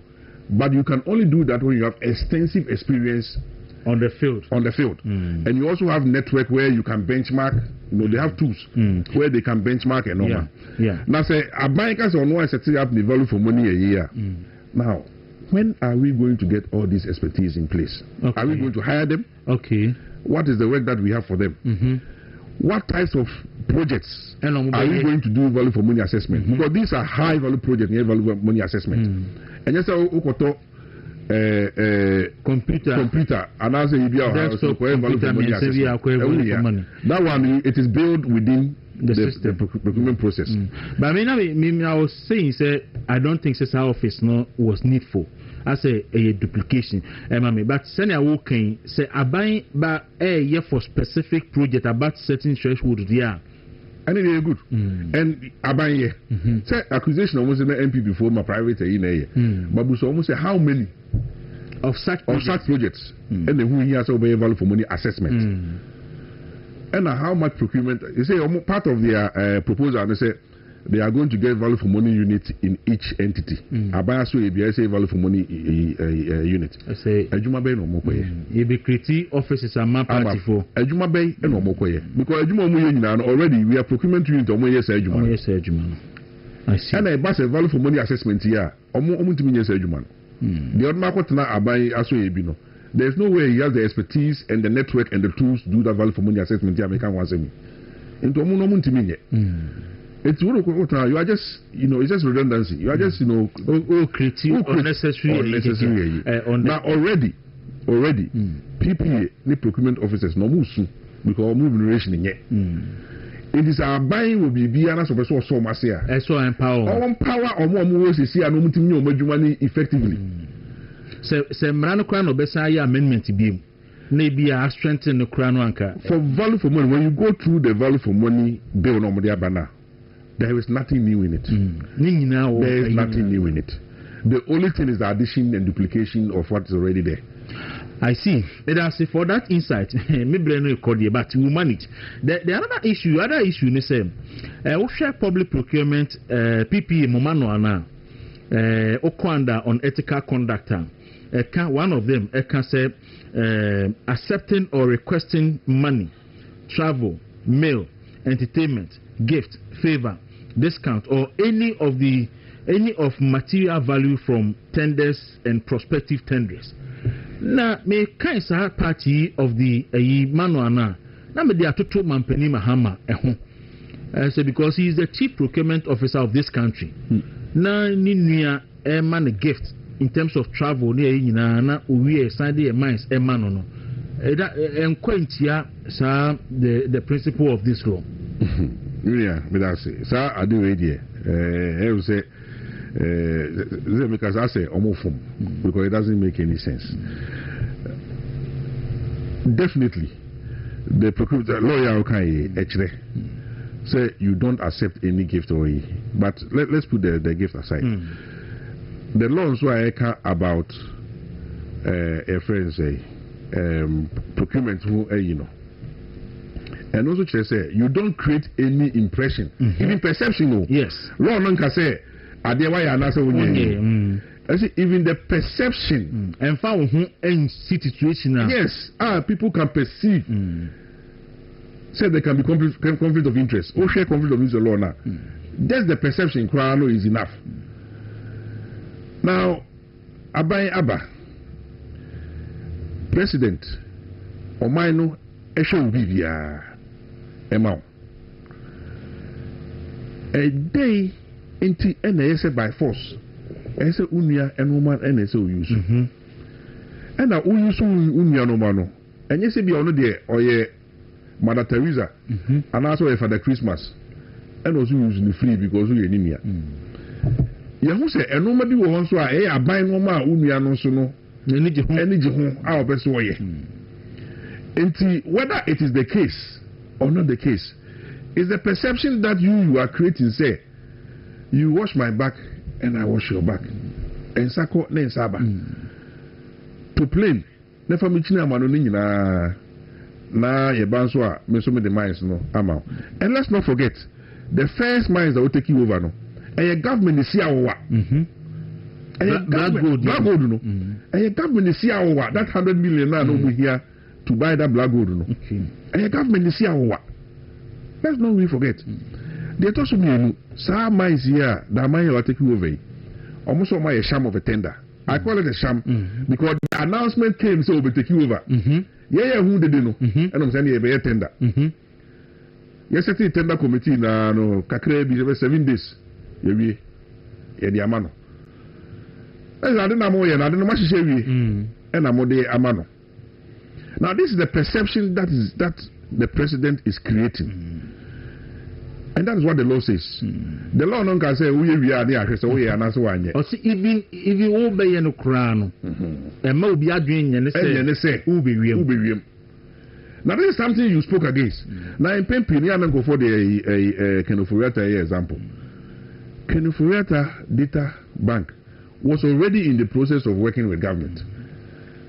And I buy into nearby and let's give you free man. No, now, we had that minds of takeover. The best comparison we can do is the Smith Hotels now. Bright Champion. Yes, you know. Where do you see a Kayansan or more tender no? Omofa and Brakwanso. Emma, other people attend die. Emma, Omushemu Bibia, who say, you know, and I say, Papa, Bright Champion, ne company in the bid no, and the son of Fata. I say a day of mom. A day been in this Franca. Almost original. And no crown or static process, no, and son obey ministers. Yes. Or starting processing that are they not Nimian president in an Omoka once a manner? You must say, the Canimia Pana a president. Less than Conoso can once him. Or no, I couldn't any bush in an Ecofado. Any bush in any Canofriata. And at the air time, we Bukrana meeting and say, oh, President Indiano, he has been in the business before he became president. Excuse me, Brechampo has the biggest hotel in West Africa already. He has built the biggest, without government, you know, we are building the biggest hotel in West Africa. Even Africa, if I'm not mistaken. To me radio. If you're not a chance, not only who quite, and I don't know only who him there. That's what we run this hotels here or take over. I can't, you know, a chant or tone or so, and a MPP so, Emma didn't get you. Now by and in answer. You said, yeah. Unya be president and auto plane. Unya be president want to plane. Baby. Ada unya be president be not to plane. It's a perception that you are creating. Now, President Kofor can say say power can trick you. Power can trick you. And I think say the power umunya na trick you. You go share and sema even President Mahama Nemukaya. And Kasadi, you can command Ben as so ye cry. Look at someone Ben as so ye. Now, when you before one account, Ghana Nibia or drink what can be an attention or drink was you did show. So even the way I answer any crown, so I put a beam. Nanka Beboa, Ghana and Cocaine. But wait, dear, in 2 years when your mind, 1 million says it for Sana Ghana for 1 million says it for. I see. All right, I was any engineer Kwame Prempe and I know AD and Common.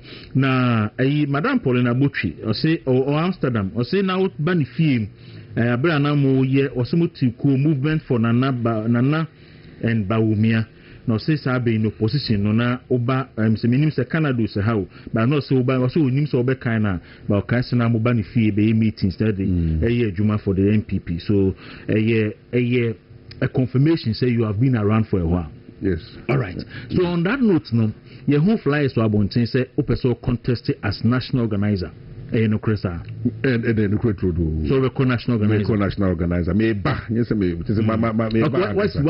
so what do you piece obeko yes say be man since woman and waham okay makofem efemu ye pa esro so ye na video if you want to ye pa you see there is one thing efemu for neka and this is a fact say the edui ye here obia sebe na dream do or dream kokai okay obi obetumi strategies ato form no aboa na yaba power at the same time no MPP for you say you demands no do so power at the same time no yes up obi so on a grassroots no so no eka ebi a odu baby otu no mo ye adwuma bom and I think I possess the two it's no share omo ayi omutini nyina na I'm the only one who has the two me a phone was me mobilize it no volunteer groups okay all around the country it's no me the grassroots no eka it's me adwuma bom oba na sem no me adwuma difference ni me no pe and na oba the higher level in terms of strategic thinking strategic implementation so and also no me wo experience me wo nim there. You know, about how to manage the diaspora and so on. I want to so and also no yes because why a chairman hoping sanity. So we share across our structures now. My adjuma we can say Kwame there or a crachini obey or be seku to abobota Transit office. Who nya crach to do for the organizer job. You see, if you ask me, you shouldn't run away from who you are. Yes, me a crachini, and then because of me a crachini and I'm a boy, but me a crachini so or your juma of form. Me a crachini so me bomb sleeves. You do baby see a juma and a shovel crown a shavola maybe come. See a take out the bomb is the money in the TV. Me a crachini or banana see a juma of form and I'm say go let me join my instructions. Me will be I lead by example. Okay, it is say a tifo ebekaya, nasa for ebekaya. Yet Eco 2024. Now if we street visibility. Yes. And street activation. Yes. Now I'm near Inoko Street so. Yeah. Me na me organize sa de niya. Oh, okay. Na me organize na me ntra me office. Say my organize the mon kona mon fa report emra. Me ginem me di animu ene yes adwuma no. Efre dom ma ye ko ne kan sempa na kire Ghana for. Say e ka get to so me na me di animu. Me ko ni get to so no kwatna se. Edi nkomo ye share de ha o mu de betumi abo o mu say dwom ne ye ko a me ka ho. Say even say a foam crown here corner, Miss Mekau, because I farm as okay. It me I cut across all demographics. Me be a bit me Juma. It says unity near here. The D kind pa year 2024 2018. Unity here. Miss me will be a mene obia a Juma, all faction. Yes, me Juma ma His Excellency Dr. Baumia. Both in 2023, 2024, and 2026. Me a juma mano. Na me kan team ho. But me ni obia so eye juma pe me ni obia ni. Sa ade no ne hia. Ne be ka party na bom. Me etimi akonkan. Enim se na odi kan boss enim situation na party ni wo mu sisi a. The defeated by in the last election. And what are your 5 points agenda? I will be concerned now what they be drive a party no. From opposition back to power. Well, it's not per se 5, but maybe no money. Maybe so about 5, but I'm myself your top 5. So the Edikai power is in Kabum. We need someone who cut across all the perceived factions. Because for me, many factions, because two about the I will ask in various camps. Okay. At the end of the day, two about Ubia on kinds of support to the 2 years near Kayan Wambu. We need somebody who believes inside the Nonian and Kabum. That is the Edikai. The Tosumienu. strategy de beto for 2028 make a strategy nhyehyɛ a yɛsɛ yɛde to hɔ sɛ etiefoɔ no mebɛyɛ adwen a mpempi no sɛ yɛbɛto aba na yɛapepere yɛn ho yɛbɛyɛ training yɛbɛyɛ wei 3 months to aba yɛsɛ yɛyɛ training wɔ ha go TV na wei aba these are things that we have to start early na yɛtumi de noma toto akwam sɛ training ne yɛbɛyɛ a ɛnyɛ 6 months ɛnyɛ even 9 months to election na start training ɛyɛ ade a wahyɛ aseɛ dadaada na yɛnim yɛfrɛ biribi voter audit yɛyɛ voter registration wie yɛ naa no yɛnim constituency biara ne polling station biara nipa na ɔmo wɔ hɔ no immediately ɛsɛ party no ɛhyɛ aseɛ ne nipa edi ho ne yɛntwɛn ɛma bɛyɛ 3 months ansa na yɛkɔ identify ɔmo polling station hɔ yɛfrɛ biribi nso demography mpempi no yɛ na yɛsɛ constituency wɔ yɛ dɛ ne yɛluzu yɛ when the demography of the constituency was changing no you pay attention we need to compare the census the previous census 2010 2019 2020 last one 2021 remember yes 2010 2020 what are the differences what are the changes in them how are we going to tackle all these things see nipa ben netia sanity kan ni enim say nipa we netia but see ya yakọ say hefo netio sanity sabe no ese sha se entem I see these are some of the things because the strategy one of these America so we need a comprehensive strategic plan for the party moving forward now okoye planner eso obi otiase eso obi implement or nim implementation me adwuma me na me before say me ba PP even PP me ba I was serving as a consultant though na me deputy CEO I was serving as a consultant in the implementation of the Ghana electronic procurement system omo nim no and then me ba no me making sure say ejina these are some of the things that I did also previously for big companies for the Unilevers for Heineken for Axo Nobel for European Space Agency more many European Space Agency no fancy NASA the the counterpart of NASA the counterpart of NASA European Space Agency and other companies with Vietnam as consultant making sure we implement this kind of solutions so the bear me a transform or processing normal companies these are the things that I bring on board instead of strategic planning and implementation that is the second one. Now, the third one, we have to empower our people. We have to ensure, the grassroots feel empowered. There is a short communication line between the grassroots and the top. So that's why we need somebody who connects between the hierarchy and also the grassroots. No more feel yes, they own the party.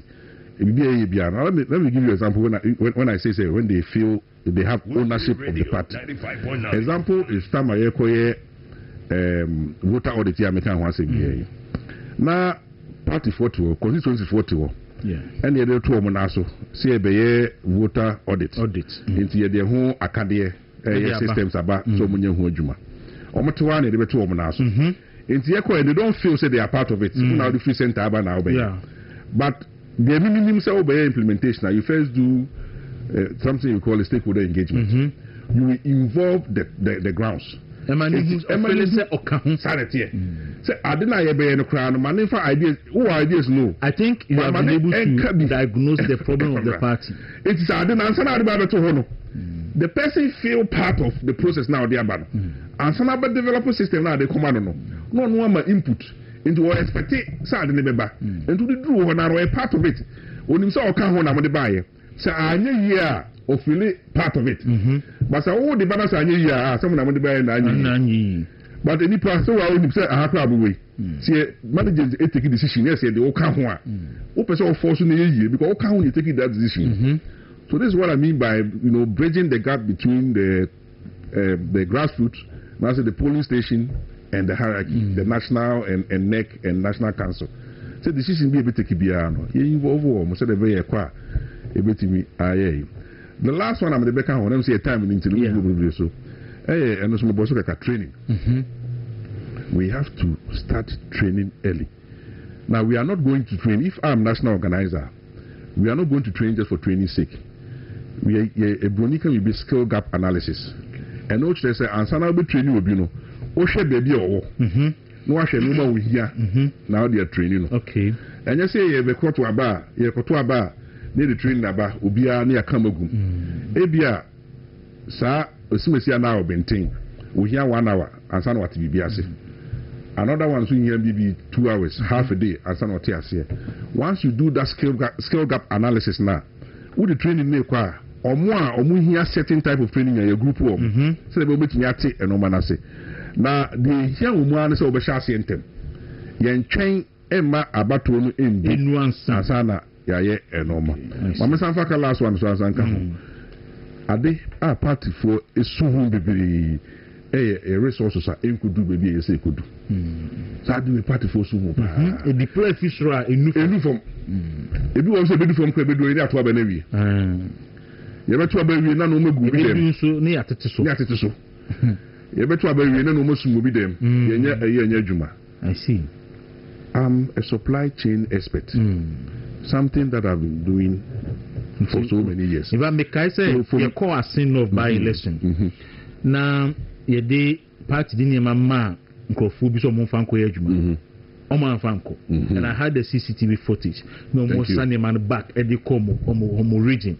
And I'm a board general secretary man say so one per mechanism build deploy resources or the monitor sa Kwaku do because na me who send crop what doing na say ye penima kusi ni ko position ya so we need mechanisms in place that will help us with the distribution of our resources. And with my expertise in supply chain, I can put the tools and the things in place to ensure say the normal ko apotuja you know say could do apotuja ama ya confirm say normal no ababe do apotuja but yes I know nyi omo fifini yeah me yen say region 4 to ebetia na constituency for nya normal no monte ho hwe da bi.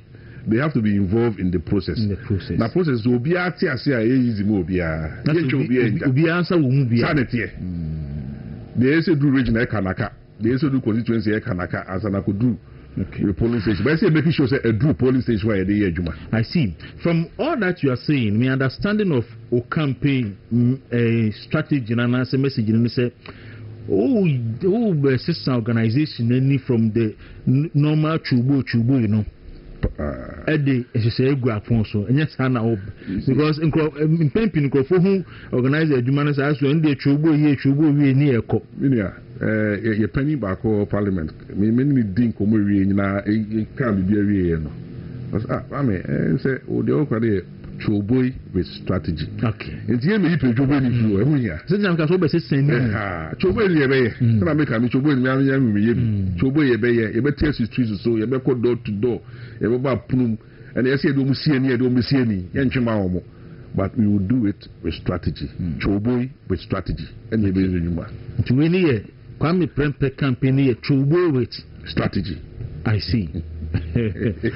I was anti yane engineer Kwame Prempeh na Edi enkomo ye bre no asom ye de bisi minim se ene edi kan obesan aba ama ye di enkomo so obibi afeso de twato a na afi menu fa ne de ne mrewi na me dia me dase say ya kan kakra ye nya time no ba ya kan bibiri ti de meka say mesre MPP4 mesre Ghana for sufre ye hwe de NDC for ye ya ye tumu sa de no muntimi omo de ntro ene propaganda ene to anwegu Ghana for ni especially ya yenkofo ne yankoto aba no e ma se yaba ti mesre MPP4 de unia aye obia no mesre wa se de president ko kai no se oye even security and say messenger ewo government mu a yesin se obe general secretary ewo position ti mesre mo de unia aye obia no yentra ne mfanche menka so obia anya obone